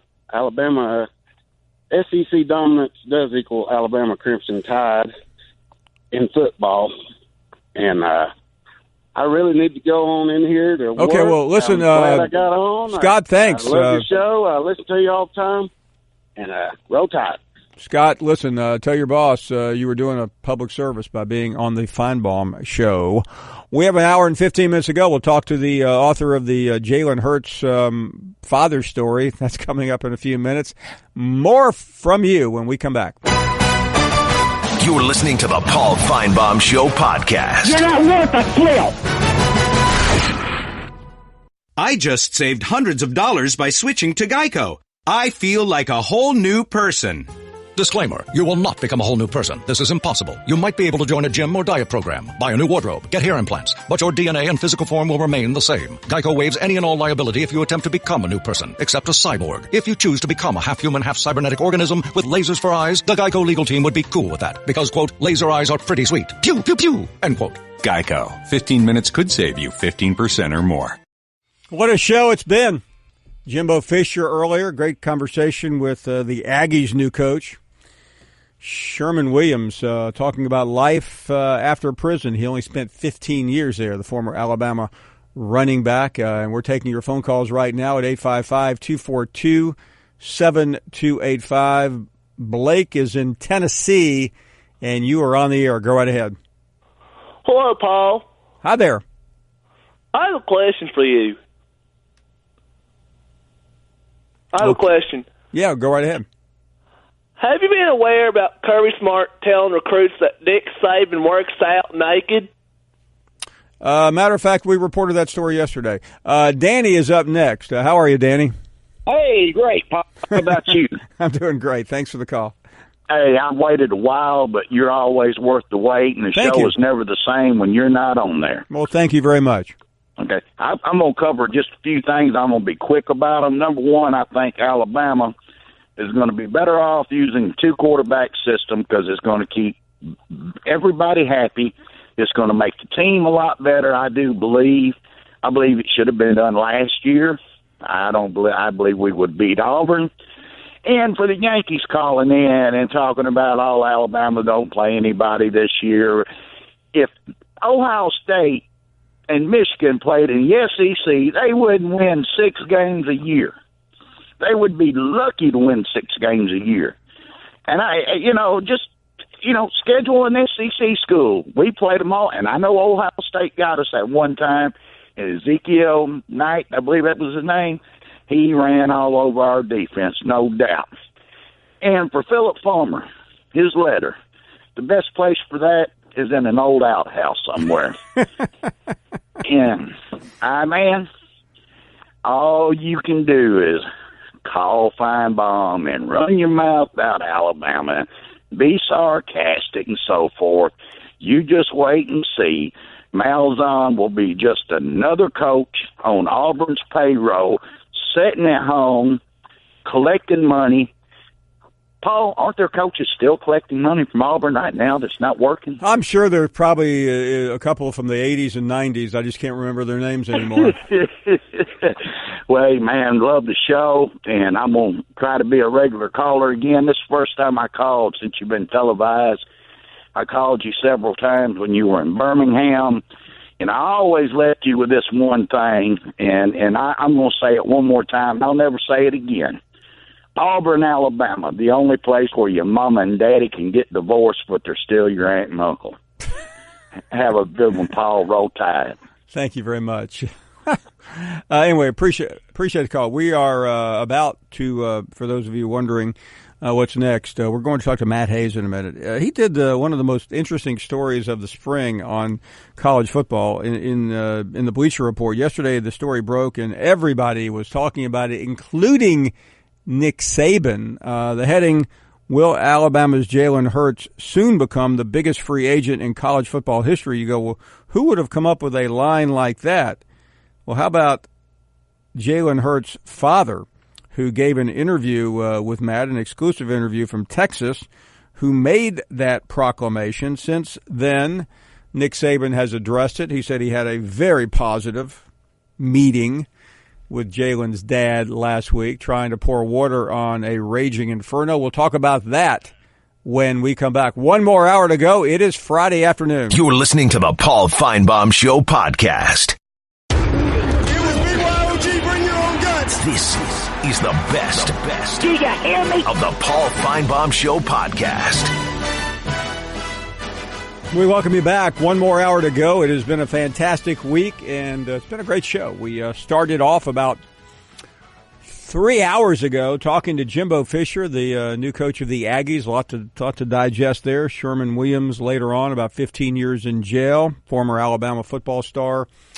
But what has been the undercurrent of today's show as well as yesterday's, ever since the story first broke yesterday morning from Matt Hayes in the Bleacher Report, an exclusive interview with Jalen Hurts' father. Matt has broken so many major stories during his interviewing of athletes and coaches in the last couple of years, and it's great, absolutely great to welcome Matt back to the program. Matt, it seems like every couple of weeks I'm reading some firestorm about a quote from an interview that you have done. Good afternoon. Thanks, man. You're too kind. How you doing, Paul? We're doing great. So let's just set the stage. I mean, this is certainly a fascinating conversation. It's not unusual to hear people talk about Jalen Hurts and Tua, but it is extremely interesting to hear such strong comments from his dad. Put your story and your interview in context for us. Paul, I think it kind of comes down to three levels.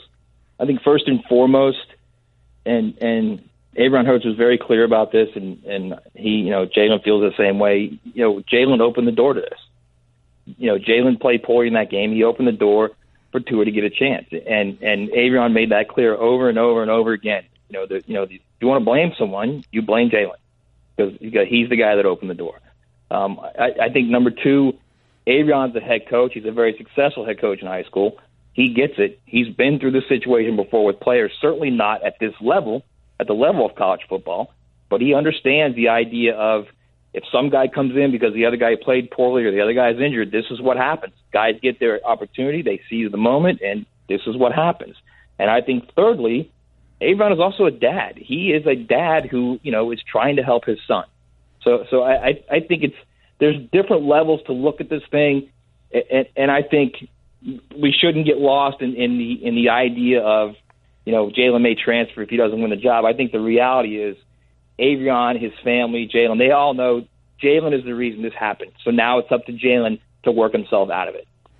And, of course, the quote heard around the college football world involved what he said about being the big greatest free agent. I want to make sure I understand it, and I think I do, having done this once or twice. But I want to make sure you explain to the audience this was not the first thing he said when you walked in there. This was part of a conversation. Yeah, it's the quote that has gotten all the attention and the one that got Nick Saban to react to. So help us by taking us through the interview and how and when that quote arrived. Well, when we spoke for 4 or 5 hours, we had lunch, we went back to his office, we talked. It's an entire process. It's not just simply where you walk in and say, "Is your son going to transfer?" That's just, I mean, that might be journalism now with a lot of people. Probably that's is. not how I do journalism. It's not how I've ever done journalism. Okay, and I like to talk to people, and I got a hold of Aaron over the phone. I said, "Aaron, look, I don't want to talk to you over the phone. I want to come out to Houston and talk to you." He said, "Great." So I flew out and we talked, and it's believe me, he when he said that, he definitely does not like the idea of it because he loves Alabama. More importantly, his son loves Alabama. His son loves everything Alabama, loves Nick Saban, loves the idea of playing at Alabama. That's not even in question. He loves it there. The reality is his son wants to play quarterback. He doesn't want to move the tight end. He doesn't want to move the H-back. The idea that he's going to move there, or the idea, I read in AL.com that Mel Kiper said he's never going to play quarterback in the NFL, and I talked to an NFL scout and said, the first thing the guy said was, "Who the hell is Mel Kiper?" And then he said, "Look, the kid has 2 more years to play in college. He can get coached. He certainly has the ability to make strides. He has things he has to work on. But if you got a guy that wins like he does, that has the character that he does, that knows the game like he does, that studies the game like he does, why would you ever say the kid's never going to play quarterback?" So I think you have to look at this thing in its entirety, and I think it's very easy to take out that one quote and say, "Oh, this is what we base this on." It's so much more than that, Paul. And I think the reality is, again, like I said earlier, it's up to Jalen now. Jalen has to get himself out of that. There's no doubt about it. Saban said last night in reaction to your story, in reaction to that quote, that he and Coach had a good conversation last week, a very positive conversation, and you have to take him for what he said. But knowing what you do, you cover college football at the highest level. You watch Alabama like we all do. You've spent time with Coach Hurts. How do you see, and what are the variables involved in how this could play out? Well, I can tell you this. Everybody always makes fun of Nick and he's this hardball. And believe me, Paul, he's one of my favorite guys because he never, ever lies. So I can guarantee you what Nick said is exactly what happened. So I believe that 100%. Okay. So I think it's as simple as, look, let's see how this plays out. Let's see what happens in the summer, how these guys perform, how they work out, how they throw with the other guys. Let's get into fall camp, see how this works. There's only one guy that knows what's going to happen this fall, and that's Nick. And he will make the decision. And once he makes the decision, whoever doesn't win the job will have a decision to make. In the case of Jalen Hurts, if he stays at Alabama, is he on schedule to graduate at the end of the season? Do you know? He will graduate in December. Okay. So what? This is the kind of the spot he's in right now, and we say the spot, but I mean, the reality is he's graduating in 3 years. That's another thing you talk about. This kid literally is just the perfect, and I talked to Damian Harris about it, and Damian said he is literally exactly what Nick wants out of his players, to the T, on the field, in the weight room, in the classroom, in the community. He is exactly what Nick wants. He said he's never seen anyone like him. Maybe the closest person would be Minkah Fitzpatrick. So he's getting ready to graduate in 3 years. So he could stay there as a backup. If he doesn't win the job, and Paul, again, I'm not saying he's not going to win the job. I'm just saying if he doesn't, he could stay there as a backup and then go play as a grad transfer in his final year. Or he can say, you know what, I want to play 2 years. So then you say if he doesn't win the job, then you say, you know what, I'm going to leave and I'm going to redshirt this year, then I'm going to play in 19 and 20. And again, you can digest that and unpack it any way you want, but it seems logical, or maybe I'm too far away, that you give it a shot, you play this year, and then you graduate and you go wherever you want to play. Yeah, I don't. What's logical with you and I, Paul, is not logical in the mind of Jalen, of Avion, of Nick. I mean, it's completely different, and I wouldn't fault Jalen at all if for some reason he doesn't win the job. And again, I hate talking like this, Paul, because everybody has this idea that Jalen is losing that job, and I'm just not buying that. I'm not buying the guy who says every drive should end in a kick, a punt, a field goal, and an extra point. Every drive should end that way, and he's going to give everything to a kid who's played 2 quarters, all right, and who has not been game planned yet. Every defensive coordinator in the SEC will spend 9 months until September game planning everything he does. So, and you know what you have with Jalen. You don't know what you have with the other guy. So I'm not buying it yet. But let's just say something happens and Jalen is not the quarterback. I think if you truly want to play in the NFL, and that's what his goal is, he wants to play quarterback in the NFL, I think you get as many reps as you can at the college level. And that would mean that, you don't play this year there. Makes sense. Listen, I'm so glad you came on because I know your background because we've known each other a long time. It's so interesting and quite frankly refreshing to hear someone go out, do a story the right way, research it, become involved in understanding the personalities, and then present it and disseminate it in an intelligent fashion. Great stuff, Matt, as always. Appreciate your time. Thank you, Paul. My pleasure. Really an interesting story. If you have, you need to read this article. And I know too many people just look at the headline and come to a conclusion. But I think you heard a lot there from Matt. I mean, he looks at it from both sides, which is what a journalist is supposed to do.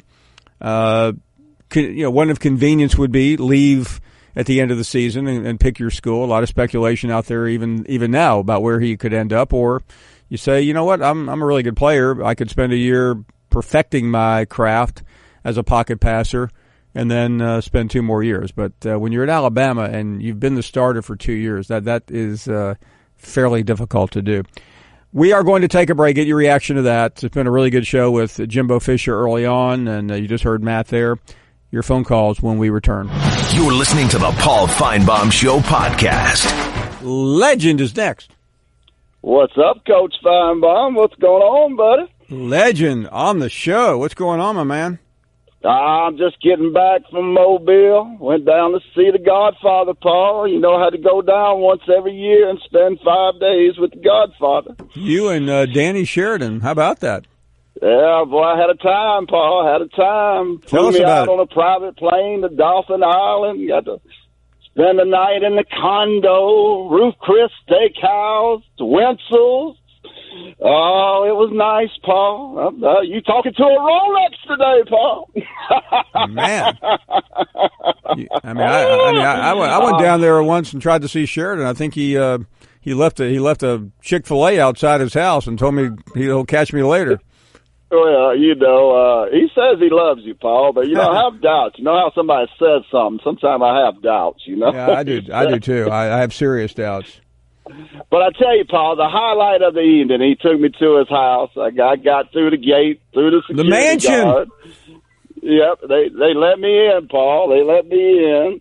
And so anyway, we got into his house, and I seen this big old room, two big old doors just lit up. So I said, Godfather, what's that? And he told me it's his secret file room that only 3 people in the whole world has ever been allowed in it.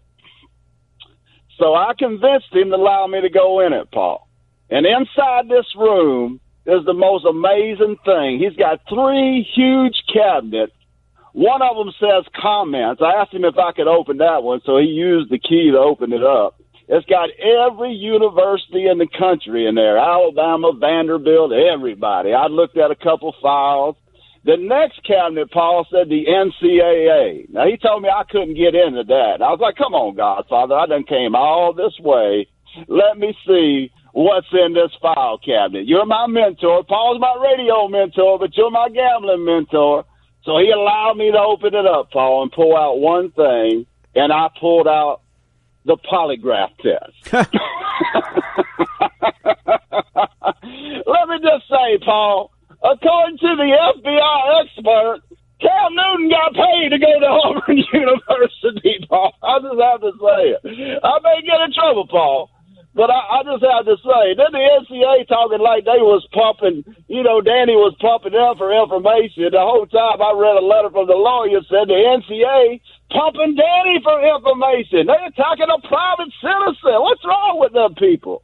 But it was the last cabinet that fascinated me, Paul. It had CM written on it and had all these red lights around it and everything. And I was like, can I touch that one?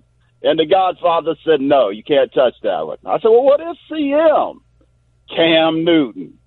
So he turned his back, and I reached to go touch the cabinet. Lights started going off. Security guards started running in, fixing to pull pistols on me and stuff. I said, hold up. Danny had to speak to him in Italian, and they holstered their guns.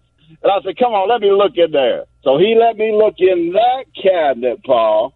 And I just have to tell you, the things that I seen, Paul, a fan should never have to see. And I asked him, Paul, I said, what would have happened if Finebaum would have been here and he reached for that cabinet? He said, just put it this way, Legend. I wouldn't have told the security guards to keep their guns holstered. But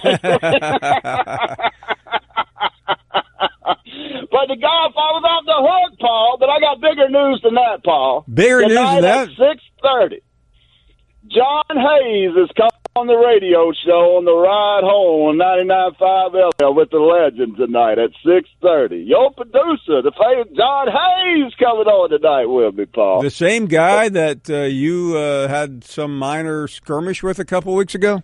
Well, you know what Abe Lincoln said one time, Paul? The best way to defeat your enemy is to make him your friend. I like that.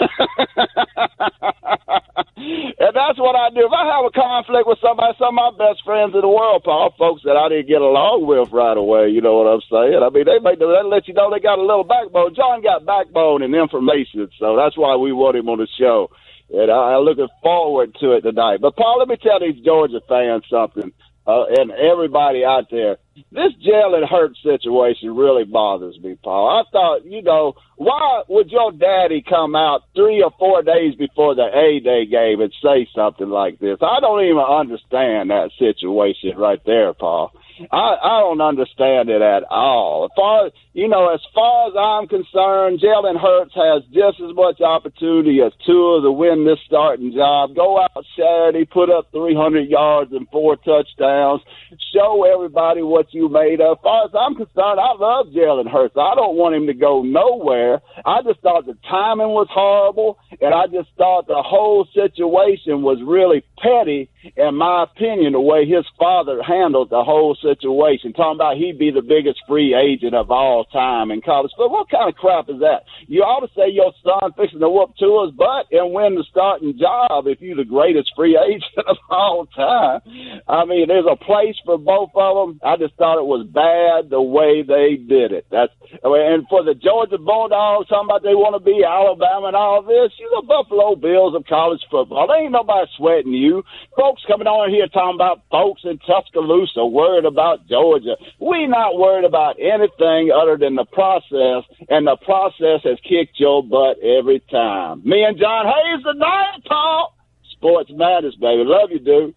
Good to hear from you. Thank you very, very much. So let's go to JR in Florida. Go right ahead. Hey, Paul, how's it going? We are doing great. Good afternoon.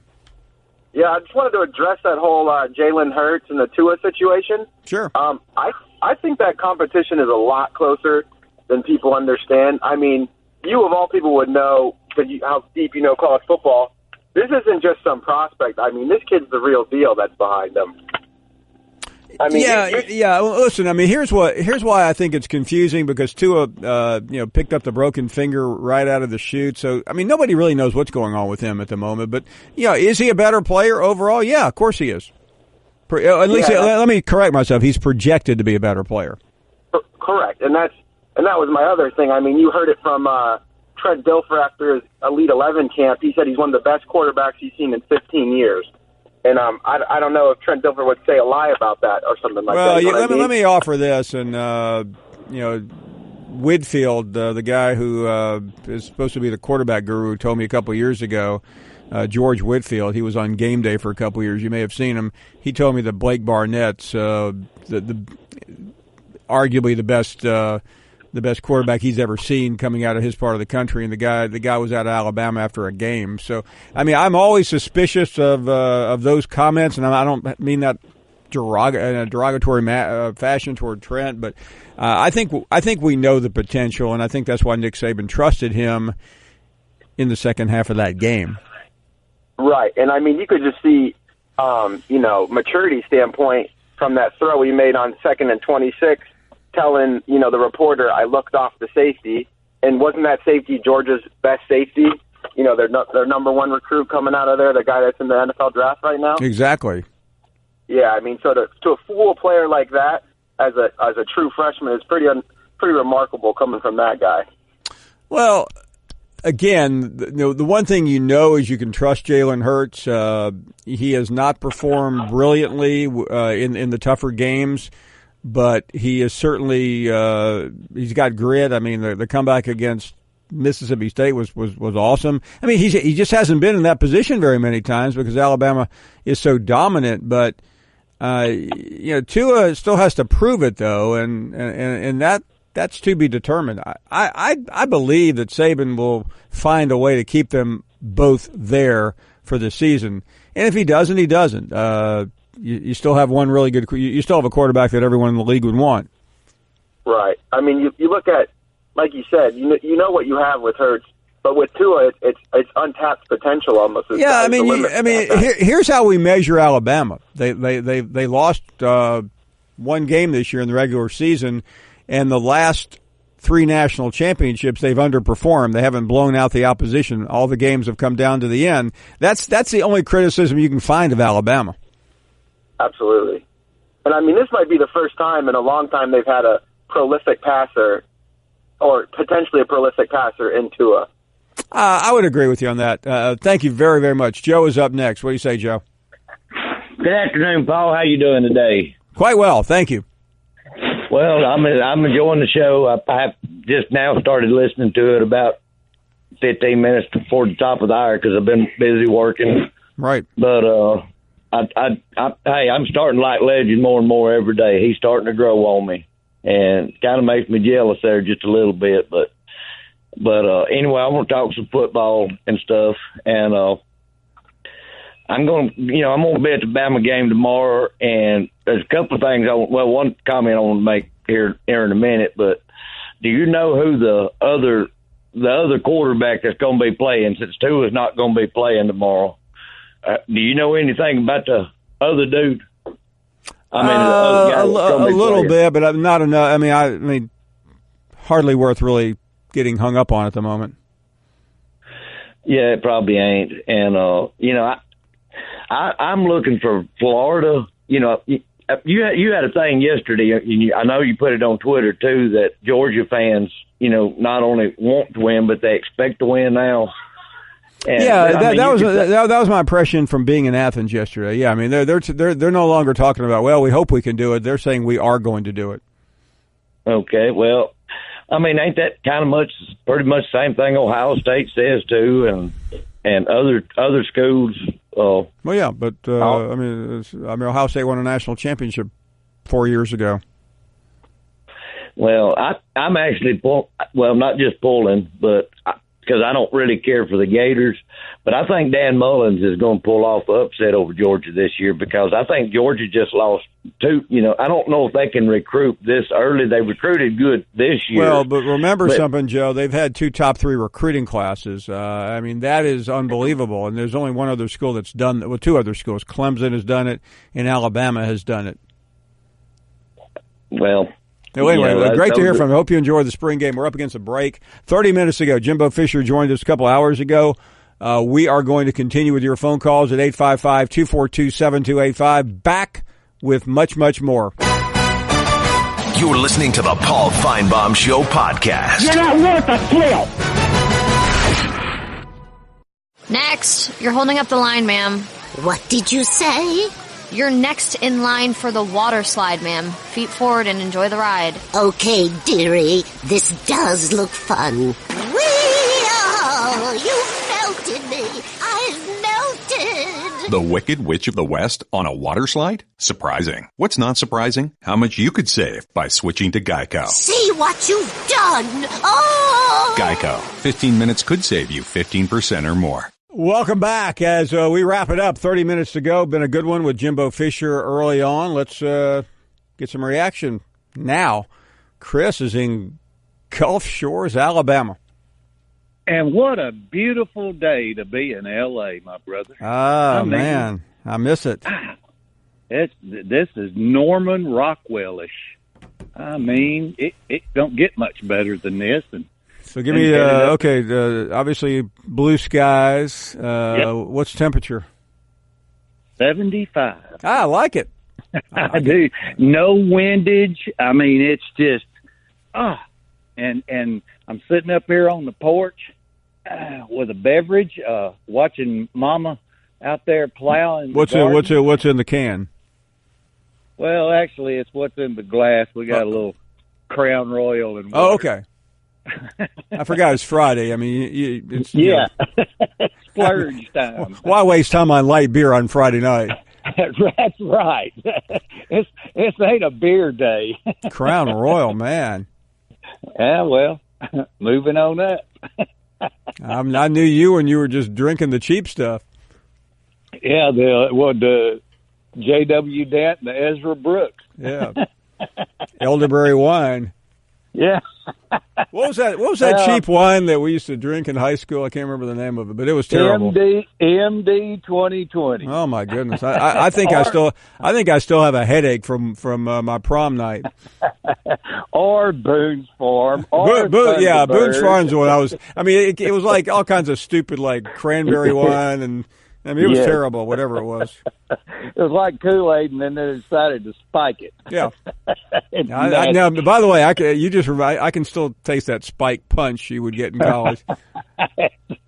No, I mean, remember they would serve it like in a big tub.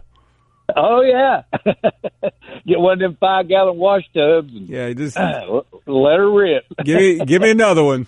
Yeah, and pass that bong over here, will you? No, I did not hear that. Oh, that's right. You did. I'm sorry. You went to Tennessee. Well, in full disclosure, and you have to be about 50 to understand this one, but I smoked once, but I didn't inhale. I hear you, Bill. I hear you. Well, things come and go, and of course now you got politicians down here in this part of the world coming out in favor of legalizing it. So that's why I never thought I'd live long enough to see that. That's why I'm moving back to Alabama. Come on down, as they say. Yeah, I understand you're not going to make it to Title Town tomorrow. No, I hate to miss. Yeah, I hate you're going to miss. I know that sounds trendy, but I came closer to the Georgia game than Alabama game. Oh. I'm sure that puts a smile on all them Georgia fans' faces. Yeah, you can help me celebrate. I'll be 61 on Sunday. Oh, my goodness. Yeah, we probably going to knock a 1 or 12 back in celebration thereof. You know how it goes. Hey, we're getting on up there, Paul. 20 years from now, you'll be as old as Jim.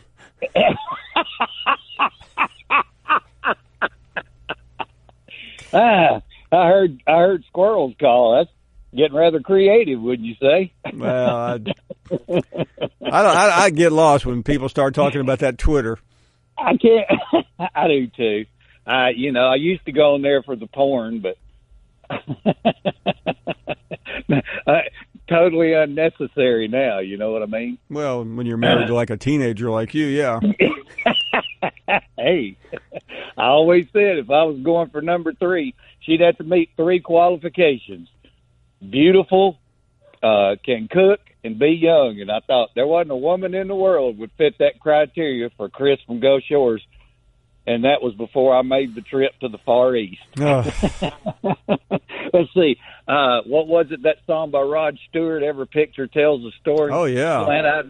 Slant-eyed woman knocked me off my feet. God, I was so glad I found her.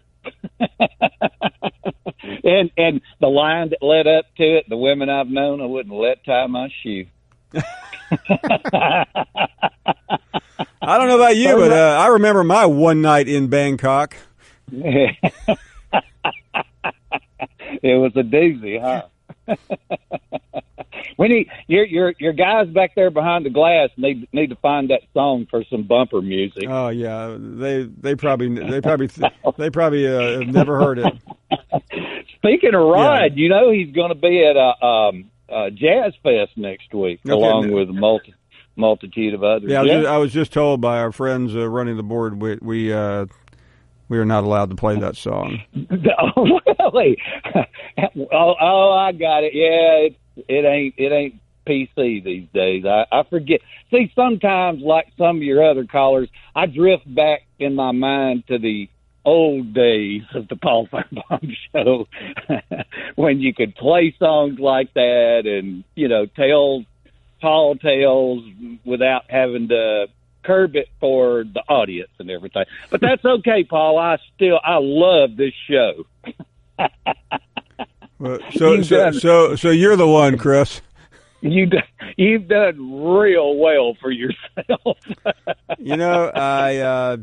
I do. I'm just gonna watch out. That guy from Bryce's is going to call up and call me a laughing hyena again. That married the woman from Thailand.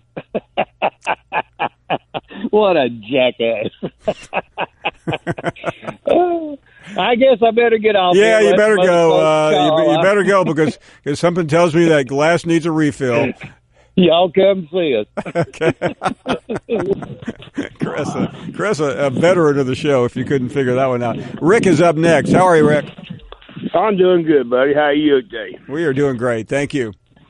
All right. Well, I just want to call in and throw in my comments about this Tua and Hurts thing. I just think Hurts has probably got the upper hand. I just don't see where Tua showed Saban enough. Saban's going with a safe person. That's just what it's going to be. I wanted to give a shout out there to Legend. Me and him grew up together. He probably know me more as Slick Rick, but anyway, back in the day. And I guess that's about all I got to say. Well, I'm glad to hear from you, Slick Rick. Charlie is in Memphis. What do you say, Charlie? Hey, how do I live? How do I live, Paul? Do you remember that tune? I do. Leanne Rhymes.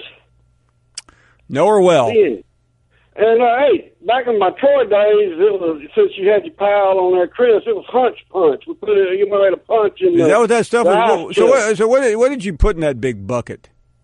Oh, you put some pineapple juice and crushed pineapples, PGA, some lime Kool-Aid, And, so the alcohol was liquor. It was PGA. That's right. Okay.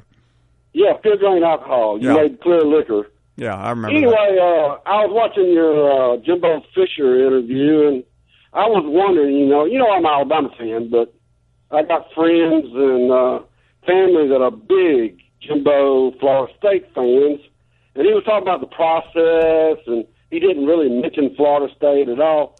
So what is the process down in Tallahassee for my family and friends? Well, you know, I think they're going to be okay under Willie Taggart. I mean, he is really a good coach. He's a good recruiter. He's from that area. He knows it well. He's traveled a lot lately, but I think that's but I think he's in the right place. Thank you for listening to the Paul Finebaum Show podcast. The Paul Finebaum Show airs weekdays on the SEC Network, beginning at 3 Eastern.